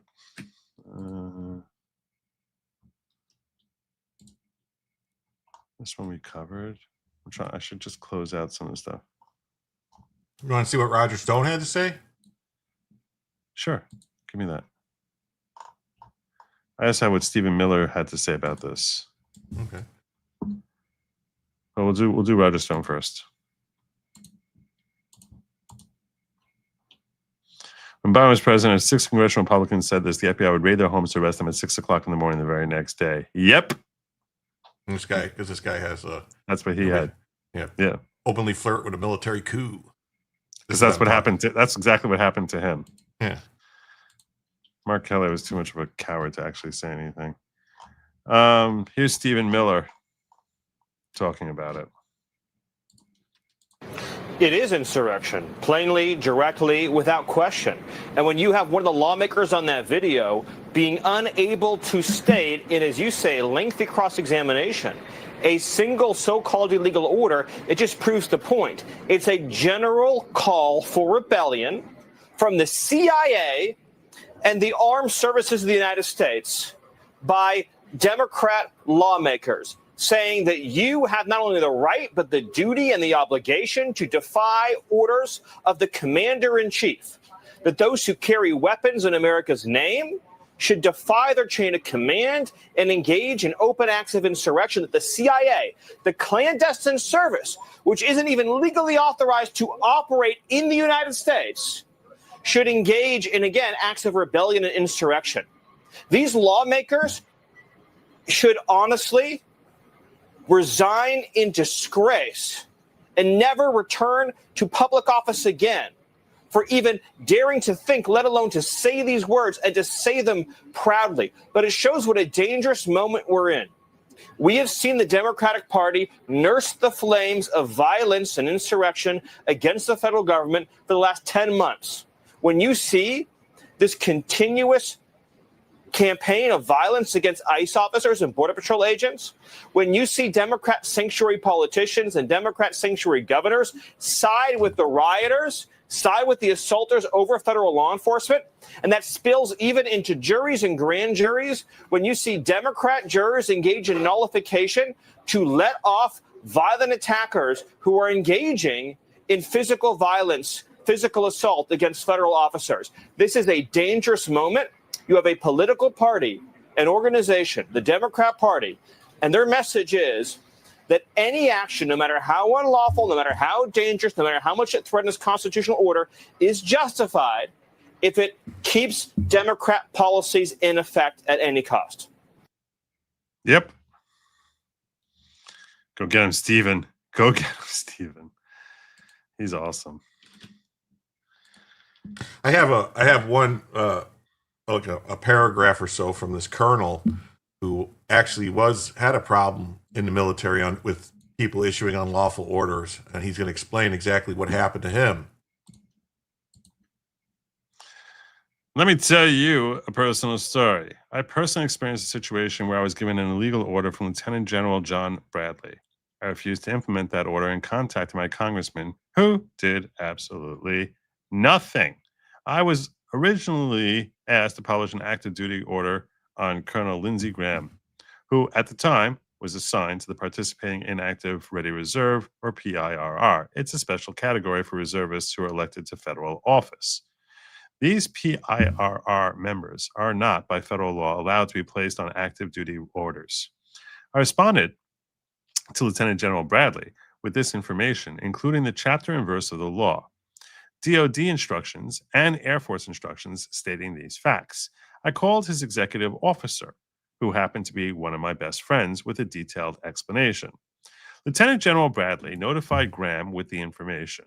He demanded that he be placed on orders because he wanted to travel as an Air Force JAG officer to an active wartime AOR area responsibility in uniform. That is also illegal on the annual tour orders they wanted published. I again provided the necessary references explaining that wasn't allowed either. Follow-up emails stated that Graham just wanted the orders to wear his uniform and wasn't going to file for pay, so it really wasn't a problem. This came from Graham and his staffers. I pointed out that the problem wasn't whether or not he ever filed for pay. The problem was he was entitled to pay, and that was how the prohibition was written. You cannot be entitled to pay and hold federal office where the federal government is already paying you. It strictly prohibits you from being entitled to two sources of federal pay. So since that would create an entitlement and he's already on the federal payroll, they can't do it. Eventually, this back and forth resulted in my telling Lieutenant General Bradley that if anything happened to Graham while he was illegally in the AOR on orders with my signature on them, not a single person, including him, would defend me, and that I had to keep a memorandum for record with emails documenting the entire chain of events. His choice was to relieve me of command or tell Graham no. He chose a third option, and he had another colonel who had no authority to issue orders on PRR members. That was my authority alone, publish those orders knowing it was illegal to do so. After this occurred, Lieutenant General Bradley's ordered a climate assessment of my command and used a second lieutenant's response, who wasn't even directly assigned to my command staff, write a negative assessment. One negative assessment. I never even met or dealt with this second lieutenant. My response to this was ignored. At the time, I was in the middle of a medical review board for an injury I had as a result of being experimented on with the anthrax vaccine. It was the worst experience of my 30 years in the military. I was eventually medically retired, and not a single congressional member gave a crap about any of... You there? I think we lost him. I should have had him give me the link. It's a good story. Come back, Jim. Come back. This is where people say you're not professional, Joe. Yeah. So I was eventually Oh, and yes, Lieutenant General Bradley was one of the general officers who signed the letter saying President Trump wasn't fit to be the commander-in-chief, of course. Lieutenant General Bradley was under investigation when he retired for other actions he orchestrated that were investigated by the DOD and AF Inspector General. From Graham's wiki page, in 2007, Graham served in Iraq as a reservist on active duty for a short period in April and for 2 weeks in August, where he worked on detainee and rule of law issues. He also served in Afghanistan during the August 2009 Senate recess. He was then assigned as a senior instructor as the Judge Advocate General School, though he never went. This is illegal. Lesson learned. Congress will use the military members as pawns for their own benefit, will never defend actual wrongdoing that doesn't benefit them. Bottom line, any military member who believes that they are given illegal orders has a chain of command and an inspector general to address the issue. When that fails, and it often does, they're authorized by federal law to become a whistleblower. Congress will only act if it politically advances their political interests. The military member's interests or career is never considered. It should also be noted that not a single person in this video helped a single military member when President Biden mandated illegally healthy military members be injected with a poisonous experimental cancer treatment that killed animals when they were injected. Not a single one of them made a video of the horrific treatment of anyone that refused these illegal mandates. The thought of intelligence agents and military members advocating for politically motivated seditious act is illustrative of the vile nature of these people. In an orchestrated attack on our military and the executive branch of government, they will literally use military members as pawns in their quest to overthrow our democratically elected government. Lastly, ask yourself these questions. Who orchestrated this video? Who contacted these seditious actors? That's a good question. These are good questions for the FBI. And the FBI should be interviewing them right now. Who compiled the footage? Who conspired, planned, and acted sedition? This wasn't one congressional member with a bright idea. This was planned and orchestrated to use active duty military members to further an attack on a duly elected president by opposing forces. Let that sink in. While they like to point to other countries as tyrannical, socialist, etc., they're using the CIA tactics of regime change and destabilization in the United States of America. Who wrote this? The Colonel.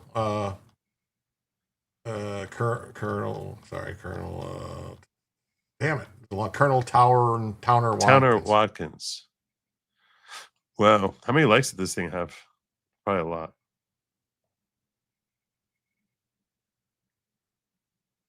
I mean, I thought this was great because it was like, it also, like talks about Lindsey Graham. So it's only 4.3 thousand likes, 125,000 views. That's pretty good numbers. It'll get a bunch more now that I retweeted it. Of course. That number is going to go skyrocketing up. It's kind of like, the order of preference of what people are looking for on retweets is basically Elon, Cardi B, me, Jim. Yeah. You got Data Republican brought some stuff up about it too. Okay, rant time. This is the wife of Jake Sullivan, one of the biggest coup architects. She also happens to be in Lily for Liberty's district. Lily Tang Williams told me that even though she had a real fighting chance to win per the polls, the RNC establishment simply abandoned her. They did nothing and continue to do nothing. Why? Probably to do with Republican and Democrats alike attended Cheney's funeral. A warmonger who has objectively caused the deaths of hundreds of thousands and caused millions of refugees to no net democratization or whatever alleged benefit of liberal interventionism in the Middle East. And in a weird way, kind of proves the conspiracy.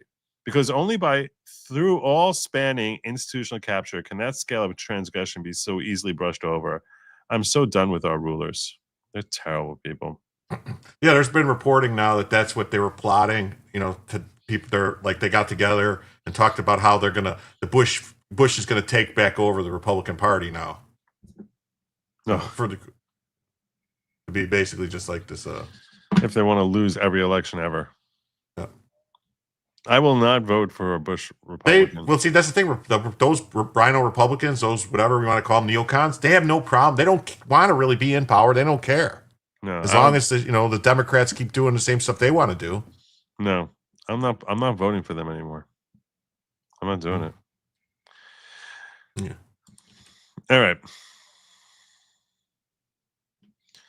There's a moment in the video where Laura realizes she's talking to someone with 80 IQ points, and it really blew her mind that this person is in charge of her. It really did. They're setting up to claim that he's an illegitimate president again. If he's illegitimate, all orders are illegal. Well, that's certainly something I mean, they struggle with that because he won the election so resoundingly. So they struggle with that. But we haven't heard much claim of illegitimacy this go around the way we did the first time. But who knows? MAG is filling up Border Patrol and ICE. This is true. I'm an hour behind, but still want to comment. Nothing that Satan said in the garden was technically a lie. The most effective way to tempt A and E, Adam and Eve, was Inception, the original color revolution. Well said. Trying to make Don't Give Up the Ship the new Resist. Yeah, that probably is. They all keep coming back to that. That video is a preview of their plans. If we lose the House and Senate, it's pure projection on their plan. Exactly what Rich Barris was talking about. It's true. It's true that they're going to come after us. They will come after us. I don't think they could. I don't. The Senate map is not favorable to them to be able to take the Senate. The House, they could probably, especially if that ruling in Texas stands that they can't enact a new map and California takes those 5 seats, then it's, you're pretty much, it's a, you're no way you're gonna. Well, they won't be able to come after us until they have the White House. They'll need the White House to do it. But yeah, when they get there, woe unto the people. Here's leftist shill Jake Tapper giving us his thoughts on this idiocy. Whoops, that was you. I wanted that was me. President Trump this morning seemed to be calling for the death of some of his political opponents. By trial. Their execution. If found guilty. By trial. At 10:21 this morning, he wrote, quote, seditious behavior punishable by death. He's talking about a handful of treasonous Congress people. Well, let's be just like them. We don't know if he was even talking about those people. He could have just been stating a fact that seditious behavior is punishable by death. It was just that's all he was saying. It was just stating a fact of the law. So wait, so if Trump does it, he's threatening them, but them telling these people not to do it is perfectly fine, and that's totally different. Get him! What the fuck? Come on! Get him! You can't have it both ways. That's right. A lot of streets named after fucking Democrats. One way. Democrats with background in the military and the intelligence community and the national security community who put out a video saying that any members of the military or intelligence communities who are handed down illegal orders from their superiors should not carry out illegal orders. You can refuse illegal orders. You must refuse illegal orders. True. You shouldn't carry out illegal orders. You shouldn't. Is sedition punishable by death, Jake? Sedition. Is it? Is that true too? Yeah. Who's even talking about them? Anything illegal, you shouldn't break the law. Shouldn't break the law. President Trump is now accusing these people of sedition. President Trump. Who says he's talking about them? Yeah. He's just being informative. He's just telling people, hey, sedition is punishable by death. Make sure to be careful. Don't be being seditiony out there. Yeah. And really pushing this on social media in ways that are rather inflammatory. Hang them. Did he? When did that happen? I missed that. No, that's somebody else. That's not Trump. That's somebody else on Truth. Oh, some more misleading information from. That was, look at that. Go. It's a P78. Whoever P78 is. I guess he retweeted it. Maybe he retruthed it. Retruthed it. Maybe. Who knows if that's even really his account? Yeah. George Washington would. That's right. The president actually reposted a tweet that said, "Hang them." Who's he talking about? Maybe he's talking about Putin. I don't know. I'm not on Truth, so I don't know. It just says, it's just a simple sentence. Hang them, George Washington would. Who's he talking about? Maybe he's talking about hanging pictures. George Washington. Because first of all, George Washington hanged a lot of pictures. Yeah, you don't hang. People are hanged, not hang. Well, no, you would say it like that.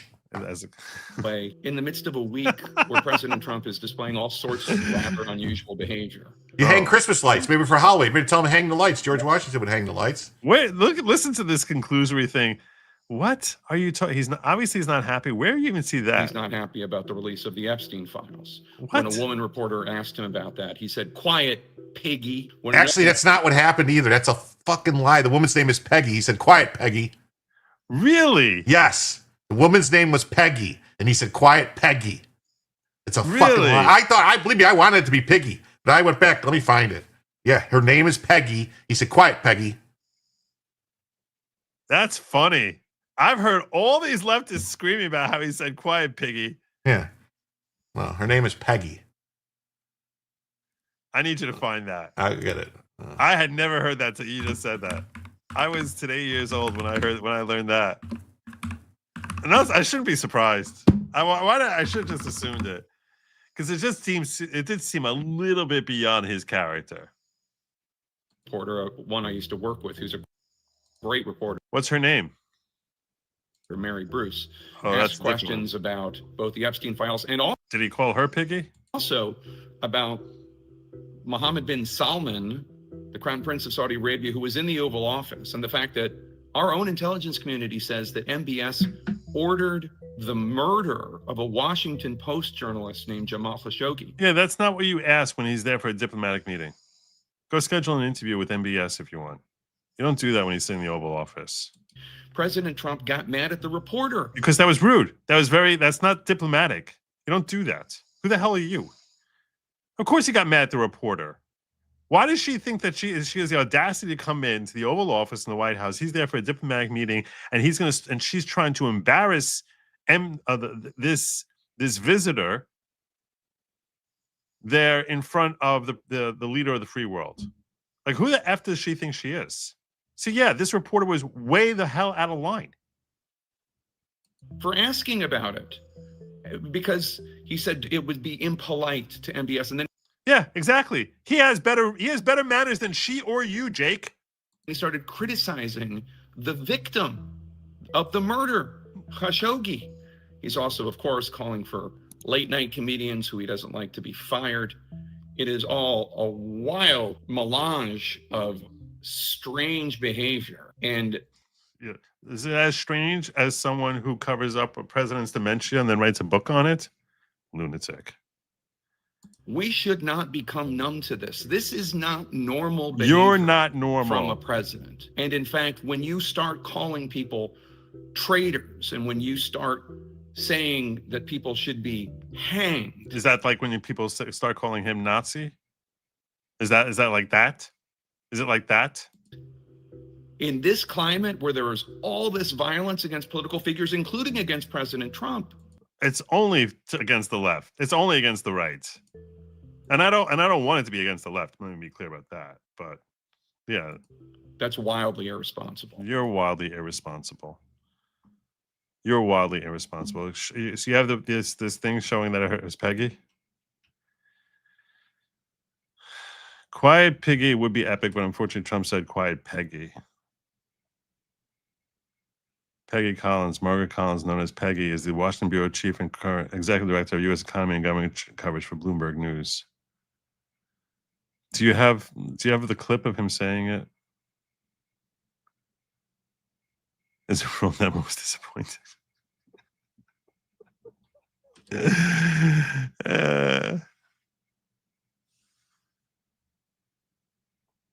So we don't know that she was there.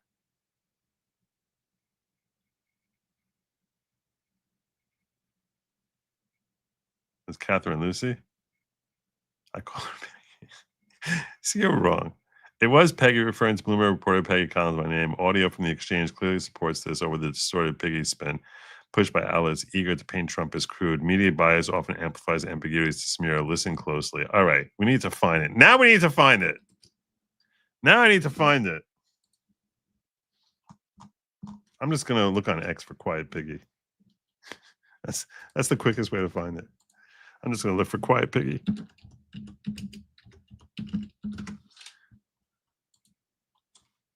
Imagine someone saying quiet piggy to your kid, to your dog.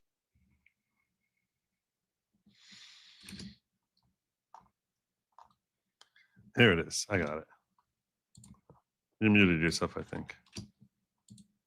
Yeah, Jennifer, go ahead. Incriminating in the file, quiet. Yeah, Jennifer, go ahead. Incriminating in the file, quiet. It sounds like Piggy. It sounds I don't care if you did say piggy, whatever. But I'm just saying, they're saying it was just one Peggy. So what maybe his dentures slipped. What do you in the chat think it is? Is it Piggy or Peggy?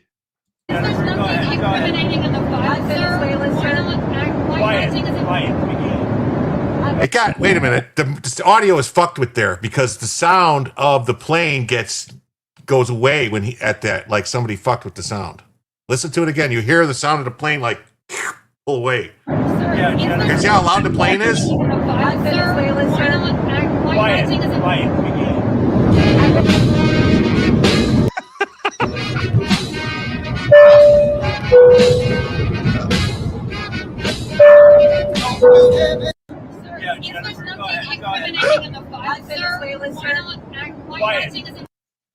I had not seen that before.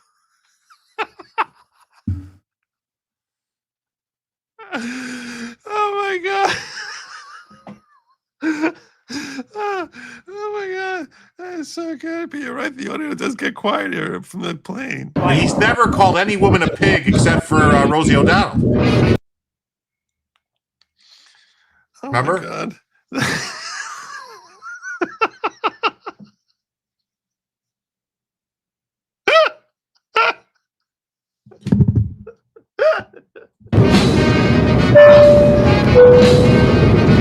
That is so good. That is so good. That is so good. It does look like Liz Cheney. Oh my god. That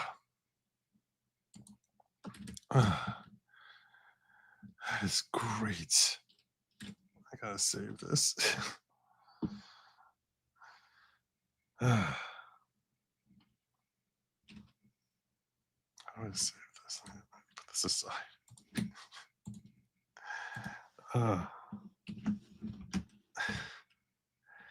That's when you get the real story.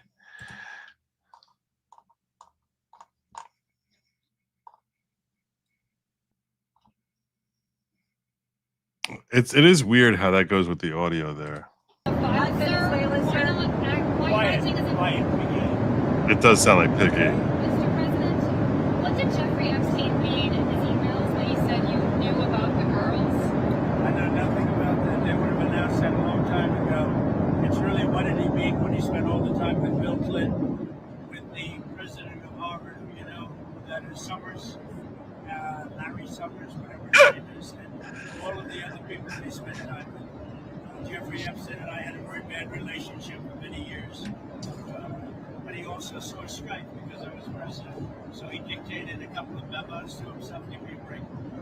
You got to find out what did he know with respect to Bill Clinton, with respect to the head of Harvard, with respect to all of those people that he knew, including J.P. Morgan checks. Sir, Yeah, if Jennifer, there's go ahead. nothing Go ahead. incriminating in the file, sir, why not Quiet. saying it's Quiet. Yeah. I still think the audio sounds like it's been tampered with. He didn't reverse his stance on releasing it. He signed the bill, you idiots. I don't know. Anyway, you want some good news? Always.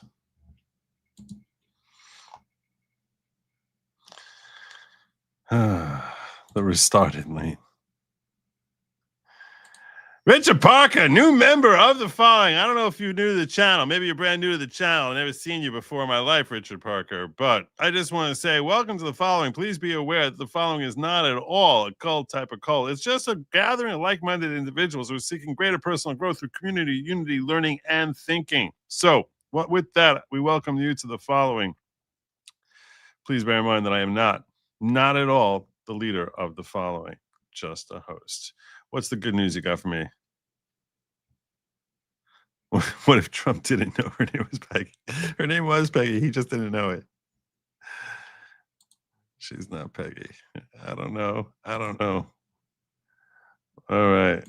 Oh yeah. So the good news. I'm not. I see what you want to share with me as the good news. I'm still on story here. Okay. I'm still on story. All right. And I know I'm late. I'm supposed to be doing a locals, which I was supposed to start like 15 minutes ago. And I'm late there. It's a locals after party. So the folks there know that it's going to be when I finish here. but I am going over to locals right when I'm done here. I'm urging you all to join me over there. I'm going to be watching a video which has 3 lawyers who attended the Comey hearing. So this is what we're going to be doing. We're going to be watching this video. It's almost an hour long. I don't know if I'm going to watch the whole thing because I think the last part is talking about a different case. But the first half hour, I watched the first 40 minutes of it or so, and it's talking about what happened with Halligan when they had this whole issue that evolved. And it's a really interesting background as to the question as to whether or not there was a potentially fatal flaw with the way the whole grand jury thing happened. So they're lefties. So you don't want to watch it without me because I'll be able to tell you what they're saying is bunk and what is actually accurate. I'm going to be watching it with you guys on Locals at goodlogic.locals.com. The link is in the description and it's also in the chat. I'm doing that when I wrap up over here. I have 1 or 2 more things. Hold this up real quick. This is something I got. Andy McCarthy, and then Julie Kelly responds to Andy McCarthy. Andy McCarthy says, I still have 1 more quick story I needed to cover. This is part of this. This is part of this. Okay, fine. There's no insurrection or sedition without the use of force. Disobeying a lawful order is insubordination, not insurrection or sedition. Disobeying an unlawful order is required. That is all. Okay. Haha, tell that to the 24 J6ers charged with seditious conspiracy to use no force against the government on January 6th, most of whom were convicted. Hell, Enrique Tarrio wasn't even in D.C. on January 6th, and he was charged and convicted on seditious conspiracy and sentenced to 22 years in prison. There you go. Judge Tim Kelly said touching a bike rack on January 6th represented force.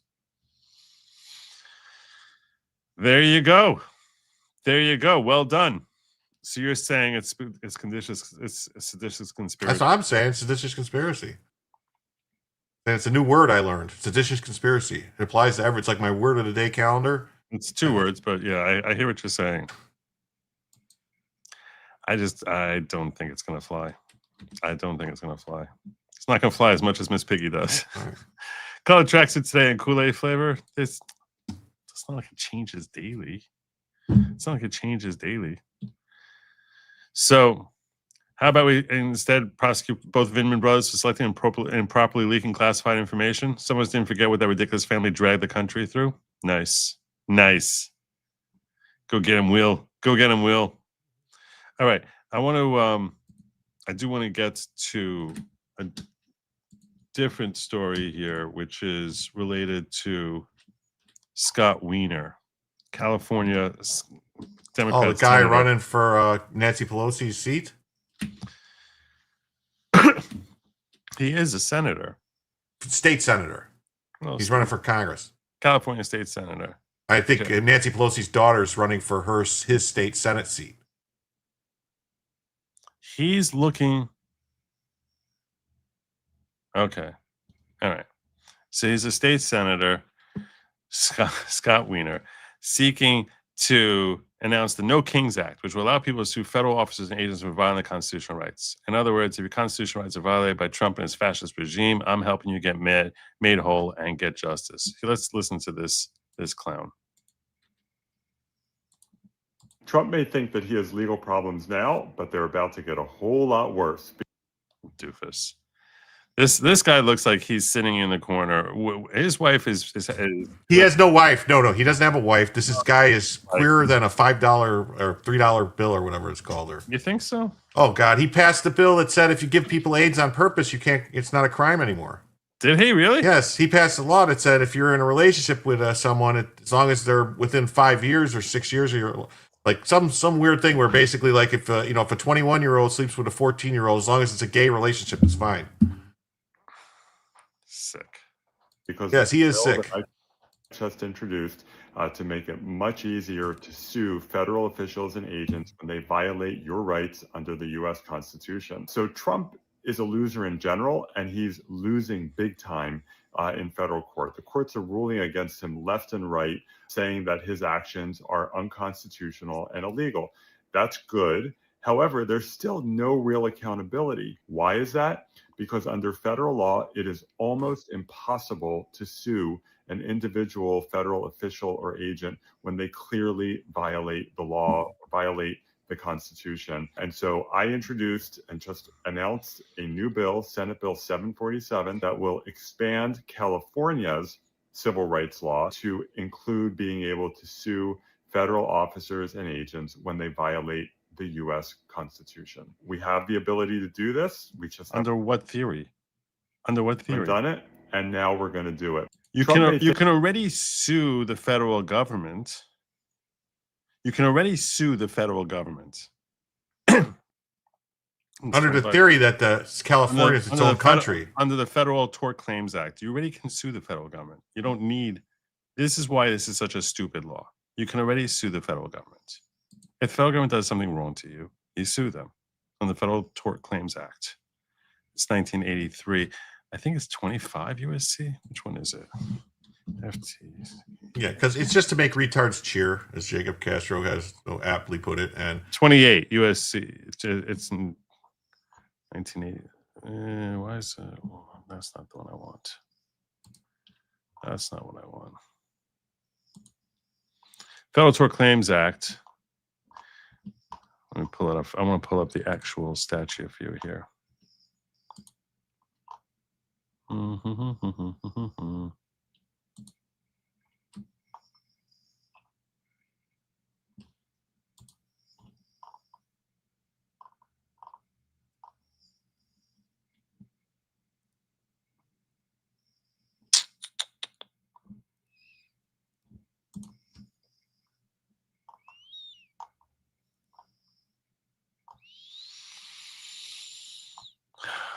All right, we'll use, this is a little longer than I wanted.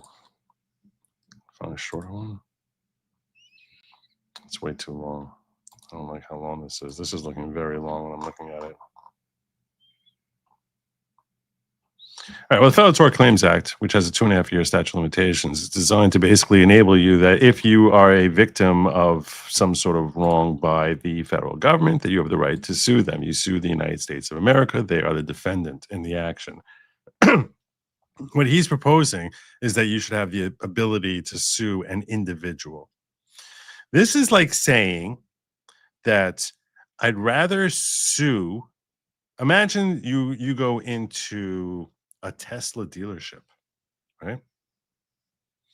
And an employee there who's working behind the desk as a clerk, as some phone operator woman. She comes over and she's like, I hate you, you're a jerk, and she punches you in the face. All right?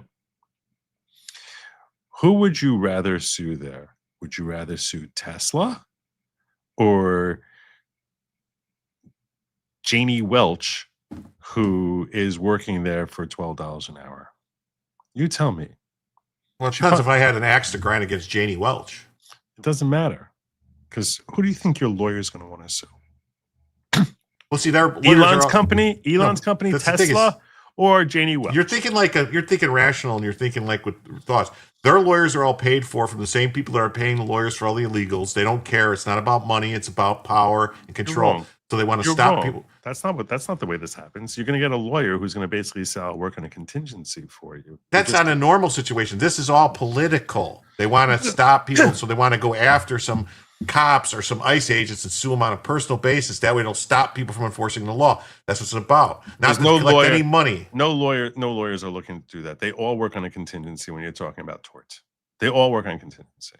They can't afford to do this for free. Now you're telling me it would be some big law firm. It would be some big law firm that handles all the stuff, that does all these pro bono stuff, like the Susie for the ACLU and different things. That's what it'll be. It's not going to be somebody doing it to get paid. Why? What you're describing. Perfect example. The people who sued Alex Jones. They didn't want the money. They wanted to stop Alex Jones. It was all paid for by other people. But they didn't sue his producer. They sued Alex Jones. Because he's the deep pocket. You always sue the deep pocket. Always, always, always, always sue the deep pocket. You don't sue Janie Welch. You sue Tesla. You might throw Janie Welch in there, but you don't care about the judgment against Janie Welch. All you care about is Tesla. Because that's the one who's going to be able to afford paying it. Because once you get a judgment, you want to be able to collect on it. That's the point. But that's what I'm saying. Sometimes they don't care about collecting on it. It's about other things. That's the reason they sue these, like all these lawsuits against the against gun manufacturers and all this stuff. It's not about winning. It's about draining money. It's about screwing with them. Oh, okay, so you're saying that they shouldn't get. It's lawfare. So you're saying the person who's injured doesn't want money. It's what you're describing is utter malpractice. Would be utter malpractice. Yes, it happens all the time. Okay, and what I'm telling you is what you're saying is not the way reality actually operates. It doesn't. Reality operates that you always want to go for the deep pocket, and if you would end up suing both, according to what you're saying, and that's true. You would sue both. You sue both the employee and the employer under a theory of respondeat superior. So, which is that the employer is liable for any acts that the person does during the course of their employment. So, when someone is an employee of the federal government, under a doc theory of respondeat superior, that's why we have the Federal Tort Claims Act. You can sue their employee. That is the United States of America. There's no individual on earth who has the assets the United States of America has, which is why I'm telling you what ends up happening is you'll end up getting a judgment against both of them. What happens when you get a judgment against both of them? Jenny Welch going to end up having to pay it? No, the United States of America is going to end up paying it. That's my point. It's exactly the same thing. So even if you say, oh, I got a judgment against Janie Welch, oh, that's nice. Okay, the United States of America is going to pay it. And once it's paid off, Janie Welch isn't considered to have a judgment against her anymore. So it's not doing anything. It's doing nothing. That's my point. It does nothing. It's legally dubious, the notion as far as expanding a power for the state to take them into state court, which is essentially what he's implying is going to happen here. That this would now go into state court. That's legally dubious, whether or not you have the authority, because in order to sue this individual, you probably have to take him to federal court because that's my point. Is in the scope of their employment. Everything they're doing is legally dubious, Joe. If they're acting in the scope of what I'm saying is, so to that extent, it would be struck down. If you're trying to get them in state court, it'd be struck down because you don't have authority to go after them in that jurisdiction when they're acting in the scope of federal employment. So you could write a law all you want as, oh, I'm the state of California, so I'm now writing a law saying that we're now going to have the authority to sue this individual. You don't have that authority because the nature passed the law saying that ICE couldn't wear masks, that they control federal law enforcement, didn't they? In California? Yes. And that there's safe spaces, but still no one challenged it yet. They're going to have to arrest somebody. I guess they're going to have to try to arrest an ICE agent or something. They're going to have to try to, you got in Chicago, they passed a law saying there's areas that you can't go, federal government. You can't come here. You can't come within 100 feet of a courthouse. Interesting. Fascinating. I'm just saying. So you're thinking like rationally, like, oh no, this is thinking they want money, and it's just like any other, like a car accident. This is not that. We are way beyond that. This is not anything. This is going to be some of the. It's going to be like that pastor. The pastor that goes around and purposely gets shot with stuff. So what you're proposing here is that they're not going to care about the money. They're just going to want to go after the official, and so they're not really going to want to go after the money, and that they're going to want to go after this individual here. So you need to have a victim who says, yeah, I don't care about the potential tens of thousands, hundreds of thousands of dollars that I could get. Instead, let's forget that and just get an empty judgment. That's what you're basically describing here.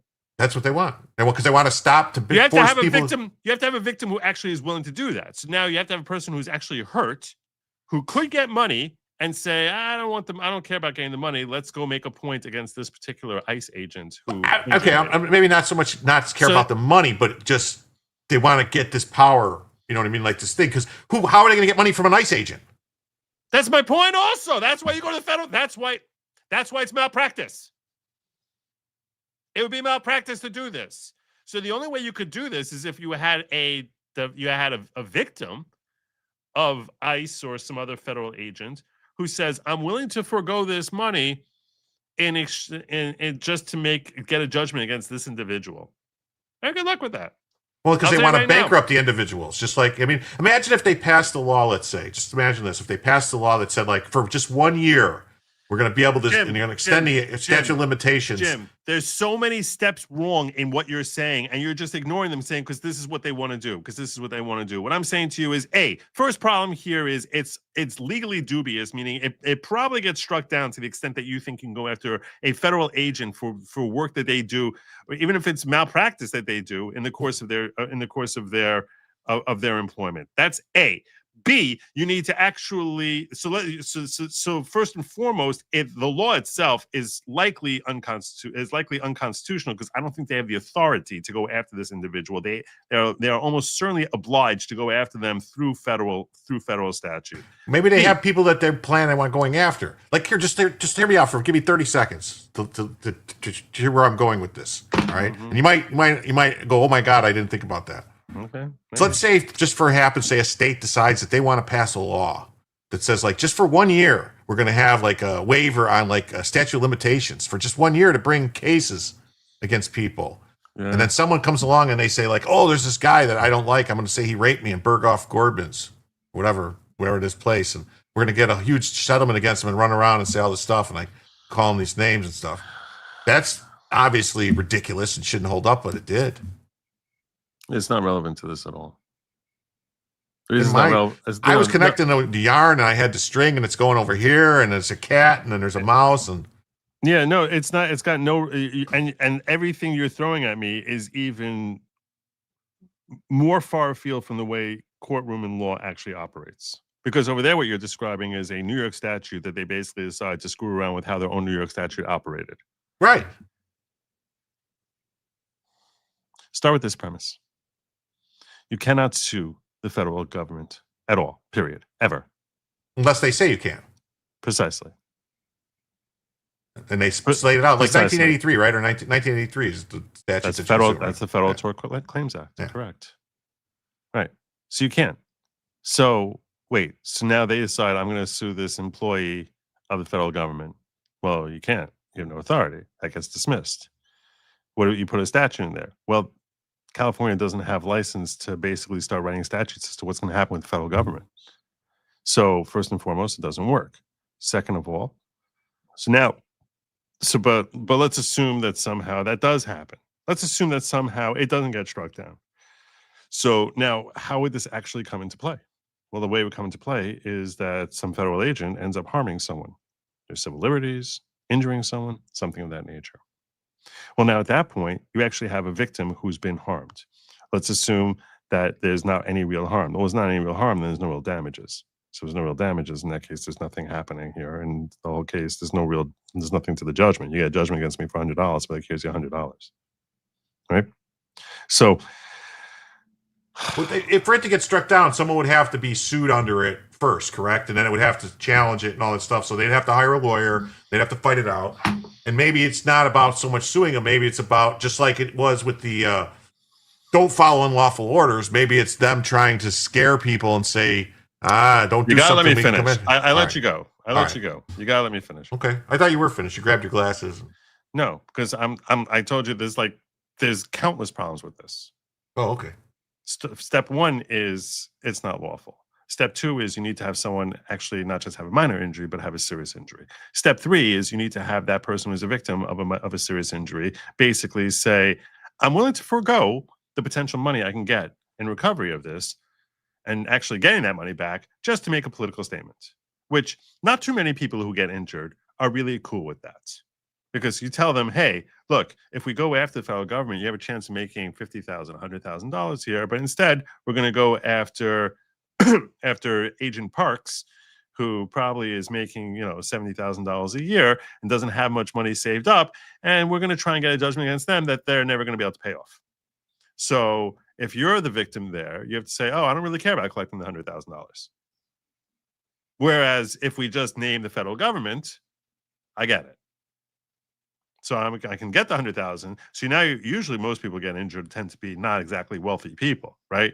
You look at the people at these protests. You're not talking about people. You're not talking about massive businessmen who have millions of dollars kicking around who are at these protests who are likely to get injured. You're talking about indigent people. You have to find this indigent person and have them say, "Oh no, I don't care about getting $100,000." Now you might say to me, Joe, well, if it's George Soros funded thing, maybe they'll say, "We'll give you the $100,000. We just want to be able to get this judgment against this individual." So now you go after him and you get this individual, right? What happens at that point? Let's say you bring this, he files lawsuit against Agent Parks. What does Agent Parks do? First thing he does is he impleads the United States of America and says, hey, you guys need to stand up for me. I was operating in the course of my business. In which case, the United States of America almost certainly gets brought into this case. And then he says, hey, go after my employer. I was doing my job. Go after them. Now, if you're a plaintiff here, you're going to say, no. We're going to go to the court and say, we object to the United States of America coming in here. Go explain that to a judge. How is that getting recovery for your client? You're supposed to be trying to recover for your client. No, we object to having a much, much deeper pocket. None of this makes any sense. If you actually foresee how this would play out, none of this makes any sense at all. That's my point. So now the United States of America comes in at that point, and once they come in, whatever obligations or Agent Parks is going to be forced to face, so too with the United States of America. Again, no judgment against Agent Parks. It's the United States of America that comes in. Now, the United States of America would say, hey, your California statute here is completely illegal because you're not able to go after federal agents over here in this context. You're not able to do this. So they would try to get dismissed and try to get the statute thrown out at that point. The point that I'm making here is there's no scenario where you're actually getting a judgment against Agent Parks. This is all stupid show. From a stupid-looking individual over here who thinks he's oh so clever. Oh, no King's Act, no King's Act. And that's my point. There is no foreseeable circumstance where an individual agent of the federal government is going to and can be held liable. Because no one is going to sue that person when you can instead go after the federal government, unless it's purposefully set up in a way that the Dred Scott Act, the Dred Scott case, right? That was actually set up by abolitionists. They were purposefully trying to make a statement, and it blew up in their face when it ended up coming forward before the very racist Supreme Court Judge Taney, and one of the worst decisions ever. It was a terrible decision, very racist, but it was all orchestrated to try and make a plan, try to make a point here. I think so was Plessy v. Ferguson, if I recall correctly. But the point that I'm getting at is this becomes very obvious political theater. And I don't even think the political theater can play out in a way that this dork over here is hoping it's going to play out. But he's so excited. No King's Act. So stupid. Wiener theory. It's an intimidation tactic against ICE members. Maybe. I don't know. Her name isn't Peggy. He called her Piggy. I think you're probably right on that. It's to make ICE afraid of operating in California. Yeah, well, I would tell them, don't worry, it's impossible for them to actually come after you individually. That's all would happen. I'm sure Tom Homan would tell every person in there. You assume Marxist activist judges make sense. No, what I'm saying is the United States of America would come in and bail out Agent Parks in that circumstance. Right? That's all I'm saying. Respectfully, he looks like every propaganda poster. He does. It's an interesting thing. I have my own little dilemma with what I'm noticing here. He's got these little earbuds things, which look like earrings to me. Right? Mm-hmm. I noticed, and there's some, and I was gonna make a comment about them because Harry Sisson has the same ones. When I was actually looking to get improved earbuds, I found that those are like really expensive, like really good ones that he's got there. And it's like they cost like $400 or something like that. Those earbuds. I think they're also for an iPhone, and I don't have an iPhone. Anyway, that's what I got for you. I'm 2.5 hours in. I was supposed to start my thing 45 minutes ago. I still have a local show to do tonight. You need to share with me the links that I'm supposed to be putting in the chat and description. Oh, me? Yes. Well, hold on before, because I want you to see if this is what he actually looks like.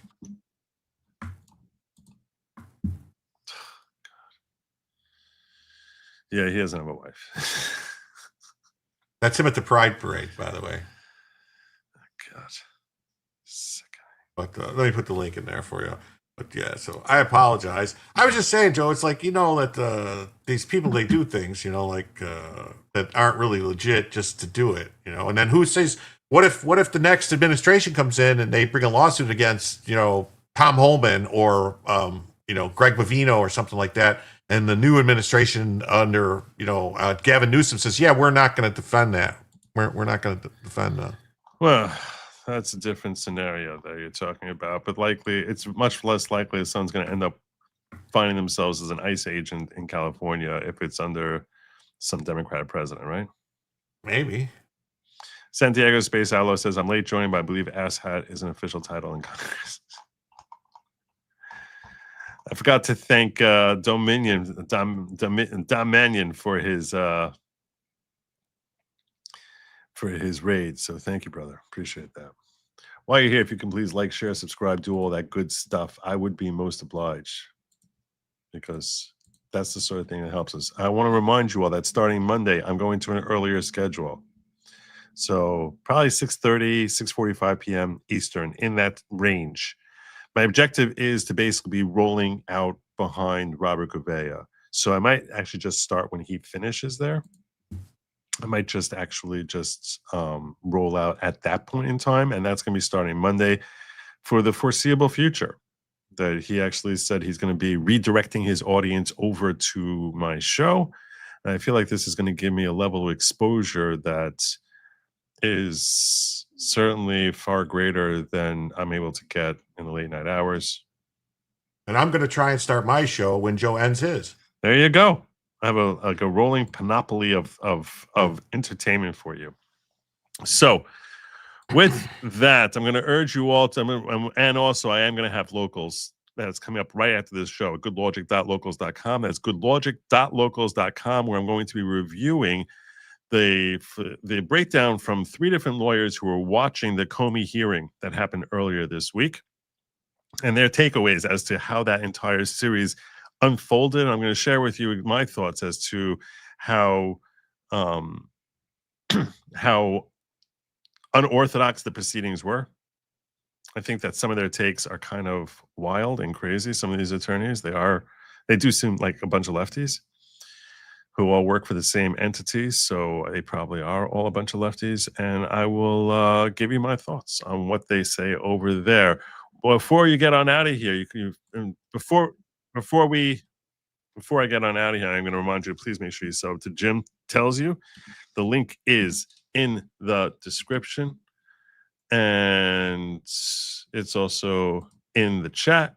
You can find it there, whether you're on Locals or whether you're on Rumble. Whether you're on YouTube or you're on Rumble, and it's going to be in the description imminently. So please make sure you stop on over there, give them a like and a follow, and then pop on over and join us in Locals. We're going to have a lot of fun over there. A lot of fun. Watching these crazy leftist lawyers but it's also going to be informative in the sense that it's interesting to hear how this whole thing went down, and it gives us perhaps some perspective as to where this judge is at on his interest in pursuing this case and seeing it further. So that's coming up now. Lab meat never was meant for you. It's not really meant for human consumption. It's definitely not meant for you. It's meant for they, them. And do not eat the bugs. Have a good night, and I'll see you on Locals. Godspeed.